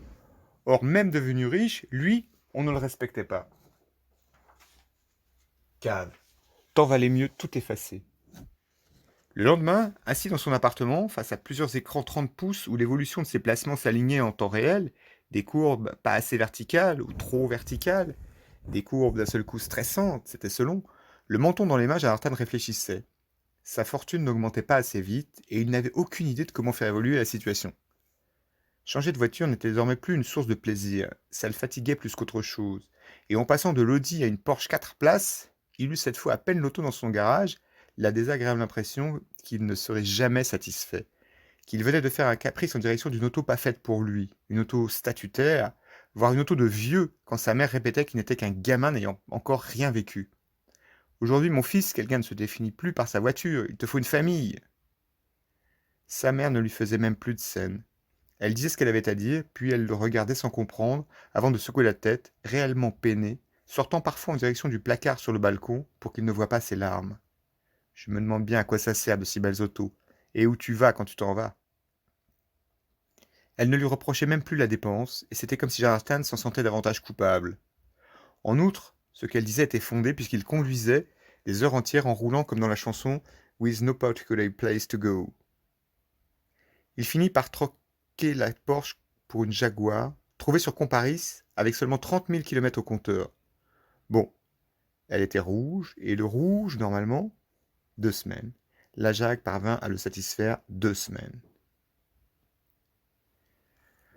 Comme le jeune homme fonçait un matin Kronenstrasse, suite à l'annonce du décès pendant la nuit du charismatique PDG de la firme informatique dans laquelle son portefeuille détenait plusieurs milliers d'actions, en se ravisant, il ne s'arrêta pas au niveau de la maison bleue face à laquelle il s'apprêtait à se garer comme d'habitude, c'est-à-dire à 90 degrés du trottoir. Au contraire même, il accéléra brusquement et passa son chemin. La raison d'une si brusque volte-face ? Son regard venait de croiser celui d'un homme d'une 50aine d'années, carré aussi mal que lui et en train de descendre d'une Ferrari noire. La matinée ne fut ensuite pas trop pour repasser les questions que soulevait cette rencontre, et vers midi, Jeanne Artane rendit visite à ses parents afin de retrouver, à l'intérieur d'un de ses cartons d'affaires, un livret contenant les coordonnées des profs de la Kantonsschule-Enge. En route vers Wädenswil. Jeanne Artane avait remarqué plusieurs fois déjà que sous une certaine luminosité de ciel orageux, les eaux agitées du lac prenaient le soir une couleur vert-de-gris, une teinte sombre presque inquiétante, parce qu'on songe à un accident de bateau à l'intérieur de cette soupe froide, malmenée par la bise. En ayant opté pour la route suivant les berges plutôt que l'autoroute, un de ses itinéraires de balade nocturne, le jeune homme avait roulé sans vraiment songer à ce qui l'attendait une fois chez son ancien professeur. Il aurait évidemment dû préparer des arguments. Au lieu de ça, il s'était perdu en conjecture à cause d'une antique question de sa mère, juste après la vente du tableau, et c'est la première fois qu'il y resongeait. Ouais, des spéculations, encore et toujours des spéculations qui ne mènent nulle part, s'énerva-t-il contre lui-même, tapant même sur son volant au feu rouge d'Orgen. Remontant plus tard à Wädenswil la Bürklistrasse après un virage hasardeux, qui lui valut un coup de klaxon qu'on n'adresse qu'au conducteur de bolide, Jeanne Artane nota que, si la rue où logeait son professeur comptait plusieurs villas de standing, dominant le lac et impressionnantes chacune dans son style, l'adresse notée sur un morceau de papier jaune correspondait à une bâtisse blanche littéralement gigantesque. Elle était ouverte sur l'extérieur par une baie vitrée d'au moins 30 mètres carrés courant sur plusieurs étages, et son architecture générale semblait relier entre eux différents volumes grâce à une terrasse dont on n'apercevait qu'une partie de la rue, des dimensions de forteresse. Après avoir sonné, le jeune homme commençait à décliner son nom dans l'interphone quand une voix masculine l'interrompit en disant qu'il était attendu. C'était qui, un vigile ? La porte d'entrée s'ouvrit, et une femme qui ne se présenta pas préféra ne pas voir la main tendue de son visiteur. Elle fit au contraire un pas en arrière, en s'écartant pour laisser entrer Jeanne Artane, puis elle le précéda à travers d'impressionnants longs couloirs sobrement éclairés, admiralement décorés dans des tons ocre, blanc et orange. L'immense villa ressemblait à un village abritant plusieurs familles. Le jeune homme parcourut plusieurs salles, qui pouvaient être des salons. Il traversa des passerelles. Il monta un escalier donnant sur des pièces au plafond très haut et aux murs couverts de tableaux modernes. Puis on le fit couper par un patio qui servait de jonction entre différents appartements. Il entendit des rires d'enfants venus de salles qui pouvaient être des salles de jeu. Au bout d'un couloir, il sentit une odeur de feu de cheminée. Et puis la femme silencieuse s'effaça de devant lui pour le laisser prendre pied sur la vaste terrasse dont on apercevait de la rue la rambarde en verre. Vêtu d'une veste, comme en classe, et d'un pantalon sombre, son professeur se tenait à l'extrémité de cette terrasse, côté lac, et debout face à une table entourée de larges fauteuils qu'on avait recouverts de peaux de bête. Jeanne Artane songea à certaines terrasses de café élégants l'hiver, et plus étonné qu'intimidé, il marcha en souriant jusqu'à son hôte. « Vous corrigiez des copies, monsieur » demanda-t-il. « Ne faites pas l'enfant » lui répondit froidement le professeur, tout en fixant son visiteur avec une intensité étrange. L'un étonné et l'autre grave, l'un souriant et l'autre non, les deux hommes s'observèrent un temps, et puis d'un mouvement de main, le professeur désigna les sièges devant eux. Il étudia ensuite chaque geste de Jeanne Artane, lequel s'assit en réalisant qu'une réaction était attendue de lui, une phrase, mais il ne savait pas laquelle. « Il y a du vent, mais la vue reste magnifique, dit-il, en se calant au fond d'un fauteuil dont les coussins blancs étaient moelleux. On voyait le lac jusqu'à Rapperswil à l'est. La vue est magnifique. On passe ici de belles soirées, Jeanne Artane, mais vous n'êtes pas venu jusqu'ici pour échanger ce type de considération. » Jeanne Artane ne répondant rien, le prof reprit. « En vous apercevant ce matin, je n'ai pas compris tout de suite. Et ce n'est qu'en me souvenant de l'adresse à laquelle vous effectuiez votre stage que j'ai recomposé comment vous aviez découvert certaines choses. Le jour de la dispute, n'est-ce pas ? » « Oui. » Je le savais. On n'est trahi que par ceux qu'on aime. Je veux dire, cette femme que vous avez sans doute aperçue à mes côtés ce jour-là. Elle était très énervée, hein? Oui, Jonathan. Combien de fois y êtes-vous repassé? Je sais pas, je compte pas, peut-être une centaine. Moi, je n'y vais presque plus, alors je n'ai rien remarqué. Êtes-vous heureux? Pas tellement, monsieur, mais un peu. Pourtant, je me souviens que vous aimiez l'argent. Nous avions parlé de ça? Non, mais vous le disiez dans chaque rédaction. Comment va votre maman? Bien. Le professeur marqua un temps avant de poursuivre, comme s'il était passé à un autre stade, comme s'il s'était maintenant calmé. Dites-moi, pourquoi êtes-vous venu, Jonathan? Je suis venu, monsieur, parce que des choses me travaillent. Le prof froncera les sourcils. Je vous écoute. D'abord, je voudrais savoir si c'est vous qui avez acheté mon coq. Un coq? Devant les yeux étonnés de son hôte, le jeune homme préféra poursuivre. Bon, apparemment, c'est pas vous. Ma deuxième question alors, comment êtes-vous devenu riche? C'est naïf de demander ça comme ça, je m'en doute. L'époque du jeu des arguties était révolue. Le professeur leva une main vers le ciel dans un geste que Jonathan ne réussit pas à interpréter, et comme il ne se tourna pas, il ne vit pas se lever un homme allongé sur le toit d'une autre partie de l'immense villa, qui abandonnait sa position en emmenant avec lui un fusil à lunettes sans essayer de le cacher. Bon, donc vous êtes venu ici pour des recettes, et ça, c'est tout à fait vous, Jonathan, à la fois inconscient et avec un toupet incroyable, observa le cinquantenaire. Suite à cela, il arrangea quelque chose qui semblait le gêner sous le plaid, repositionné sur ses genoux quand il s'était rassis. On aurait dit qu'après avoir attendu de son ancien élève quelque chose, une réaction, quelque chose qui n'était pas venu, le reste de l'entretien n'était plus maintenant qu'une formalité désagréable à laquelle il se pliait par obligation. Jonathan ne retrouvait pas dans son regard la bienveillance d'autrefois, cette bonté qu'en venant, il avait même escomptée, alors même qu'il pillait outrageusement depuis des mois le secret de l'homme devant lui. Donnez-moi des exemples, insista le jeune homme en souriant. On aurait dit un taureau à la recherche d'une sortie. Jonathan, la vraie richesse d'un homme, n'est-ce pas celle dont il peut se passer? Parut citer le prof. Pardon? L'hôte de Jonathan sourit avant de secouer la tête. Personne ne change, hein? Et tout spécialement vous, n'est-ce pas? Pour toute réponse, le jeune homme baissa les yeux en se rappelant la définition du mot question rhétorique. C'est la force des gens comme vous. Votre génération n'en sortira que grâce à des ressorts que la mienne trouverait complètement inappropriés, réfléchit le professeur. Mais vous savez quoi? Je vais vous répondre, dit l'homme en noir. Mon histoire est en réalité très simple. Un jour, le groupe politique auquel j'appartenais a découvert qu'une municipalité des Grisons songeait à transformer ses alpages en domaines skiables. J'étais à cette époque un militant écolo convaincu, et cette fois pourtant, face aux populistes majoritaires dans les campagnes, plutôt que de monter là-haut brandir des pancartes avec mes camarades, les autres, j'ai fait exactement le contraire. Était-ce un coup de folie? Un coup pour me voir, moi, dans le rôle du salaud? Bon, toujours est-il que je me suis définitivement distancé de mes idéaux. C'était comme un retournement de veste, en quelque sorte. Parce qu'à gagner de l'argent en grande quantité, dites-vous bien que c'est toujours le voler à quelqu'un d'autre. Oui, mais comment vous avez fait? En me salissant, Jonathan. Faire de l'argent, ce n'est jamais propre. Là-dessus, l'ancien prof eut son regard loin de tout.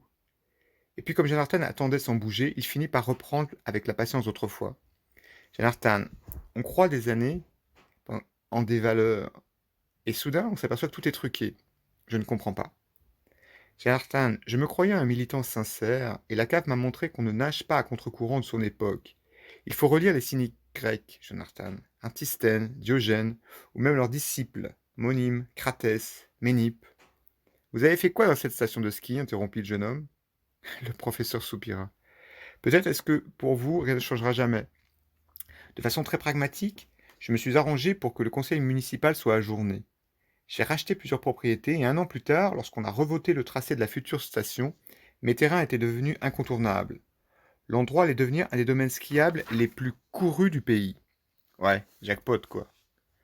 Ce fut un joli coup pour un début. Mais que je vous dise une chose, Jonathan, je n'avais pas besoin de faire fortune. Jonathan ne percutant pas, l'homme précisa. Figurez-vous que j'ai hérité de la Kronenstrasse, et aussi de millions que mon père avait amassés. J'aurais pu passer ma vie à me distraire. C'est d'ailleurs ce qu'il voulait pour moi. Alors on peut dire ce que j'ai fait, eh bien je l'ai fait par curiosité, ou par dépit. Après cette première expérience, il y en eut d'autres. Je voulais me coltiner aux valeurs de mon actualité, et certainement aussi apprendre qui j'étais. Enfin, je m'explique aujourd'hui les choses de cette manière. Je suis pas sûr de vous suivre, monsieur. Vous êtes encore plus prisonnier que moi des valeurs de votre entourage, Janartan. Vous n'êtes sans aucun recul. Je m'appelle Johnny, monsieur, comme je vous l'ai déjà dit. C'est vrai, se rappela le professeur. Alors dites-moi, Johnny, grâce aux caméras de surveillance, la sécurité m'a dit tout à l'heure que vous aviez une bien jolie voiture. C'est parce que j'ai acheté un tableau, expliqua Janartan. Un tableau de coq. Un tableau de coq, répéta son professeur. Janartan devenu amateur de peinture. Ce n'était donc pas son professeur qui avait acheté le Picasso, et ce détail, qui avait un temps occupé ses inquiétudes, n'avait finalement aucune importance. Le jeune homme sourit en regardant le lac sous la terrasse. Pourquoi son hôte était-il resté professeur malgré les moyens qu'on lui imaginait? Était-ce de la prudence, parce qu'on pouvait tout perdre? Le problème, réfléchit Nartan à voix haute, c'est de ne disposer que d'une journée. Oui, mais il existe des papillons qui ne vivent pas davantage, Johnny. Et puis ce quart d'heure, ajouta le jeune homme en poursuivant sa pensée.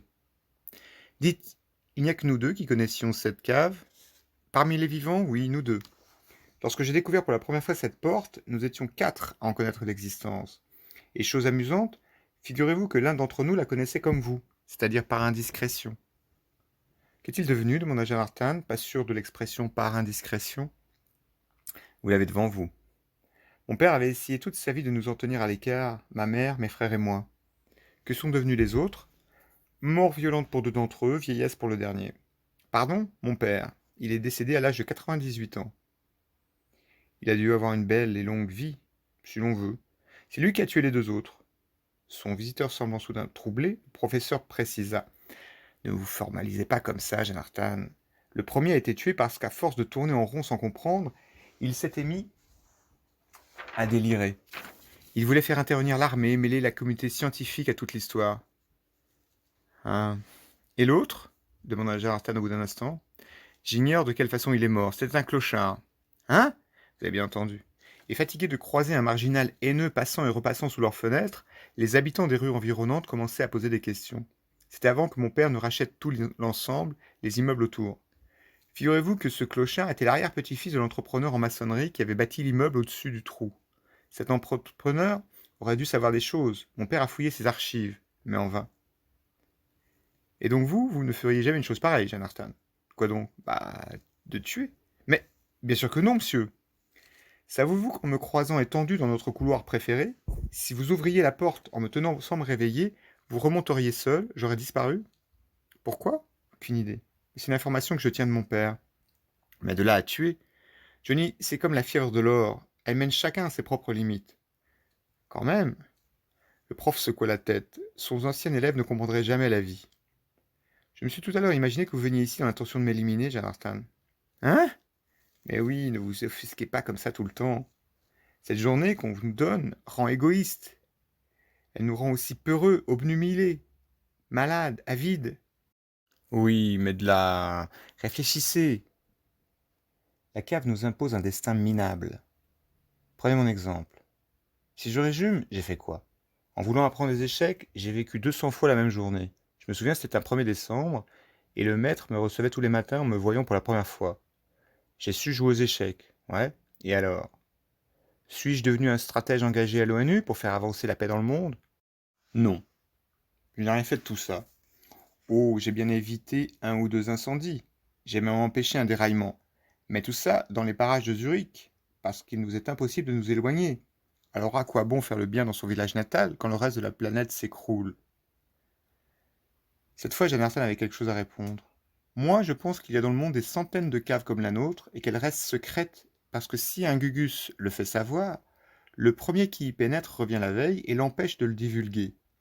Pour cartographier toutes les caves, il suffirait de s'intéresser aux endroits où il n'y a jamais ou rarement eu de déraillement ou d'incendie. C'est intéressant. Donc vous croyez que d'autres caves existent? Demanda le professeur. Janartan eut là le sentiment de l'avoir étonné, ce qui n'était encore jamais arrivé. Je le pense, oui. Un silence se fit. Son hôte, en fait, n'avait jamais réalisé qu'il pouvait exister d'autres caves. En tout cas, moi, j'aimerais bien savoir ce que c'est cet endroit, reprit son élève. Oui, moi aussi.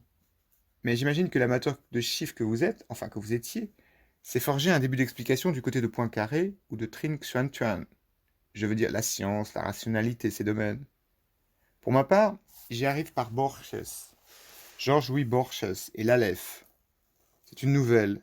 Nous en savons tellement peu sur les autres dimensions.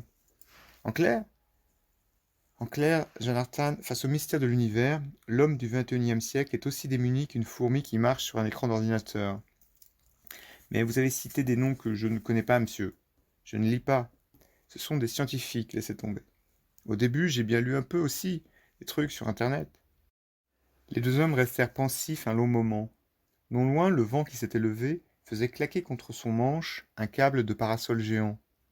L'obscurité s'était installée et la direction des vents semblait changeante. Sur la berge opposée du lac qu'on apercevait, différents feux clignotaient, signalant au bateau la tempête qui arrivait. On entendait des drapeaux faire teinter des anses dans le parc de la villa voisine, et Jonathan se rappela avoir remarqué en arrivant que l'un d'entre eux représentait une boucle de ceinture stylisée sur un fond rouge. Les armes de Wädenswil. Il avait appris ça à l'école primaire. On entendit une voiture piler sur la route au loin. « Mais vous, c'est quoi votre opinion, monsieur ?» demanda Jonathan. « Je n'en ai pas. Mon père a acheté les immeubles alentours, ainsi qu'une centaine d'appartements près de la Kronenstrasse. Dans ses recherches historiques sur ce qui se trouvait autrefois à cet endroit, il est remonté jusqu'au Moyen-Âge, mais sans rien découvrir jamais. Et pourtant il y a passé sa vie. Pourquoi vous n'avez pas construit tout autour de la cave des portes blindées, je sais pas moi, une forteresse? Mais pourquoi faire? C'est toute la Suisse qui est une forteresse. Et nos concitoyens sont tous des gens bien élevés. Il faut croire que vous, un peu moins. » Einstein regarda ailleurs. Une employée de maison, différente de celle qu'il avait introduite, traversa la terrasse pour allumer plusieurs lanternes, suite auquel elle demanda si elle devait apporter d'autres boissons, ou alors quelque chose à manger. Ce ne fut qu'à ce moment-là que le professeur avisa le plateau et les verres devant eux. Une fois la femme repartie, il ouvrit une glacière habilement dissimulée dans un coffre en rota, et pendant que 2 verres se remplissaient de jus de fruits, Jonathan revint à la conversation. « Comment vous avez fait fortune, monsieur ?» demanda-t-il en désignant d'un geste le cadre autour d'eux. « Je veux dire, le coup de la station de sport d'hiver, ça n'a pas été le seul. » Le professeur sourit tristement. Il avait déjà répondu, et autant de bêtises monomaniaques devenaient belles, à force d'opiniâtreté. Ayant poussé devant son invité un de ces lourds verres qu'on apprécie chez les autres, le professeur se recala dans son fauteuil. « Johnny, j'avais la trentaine lorsque j'ai découvert la cave. Et moi, ce fut l'immortalité qui devint mon obsession, comme vous les sous. Si je parvenais à la reculer sans cesse, ma dernière journée arriverait-elle, malgré ce quart d'heure de vie que nous perdons en remontant ?» Jonathan ne dit rien, mais lui aussi y avait songé. Oh, pas longtemps, puisqu'au fond, la mort lui paraissait un concept laissé à cogiter comme pour plus tard, un problème bien moins important que l'incapacité à s'élever socialement, à faire au sien un second virement, et puis un troisième qui ne soit pas comparable au premier, sinon cela signifierait qu'il était incapable de mener ses affaires, selon le mot de sa mère. J'ai toutefois compris un matin que je faisais fausse route, Jonathan, parce que retour en arrière ou pas retour en arrière, rien n'arrête le vieillissement cellulaire.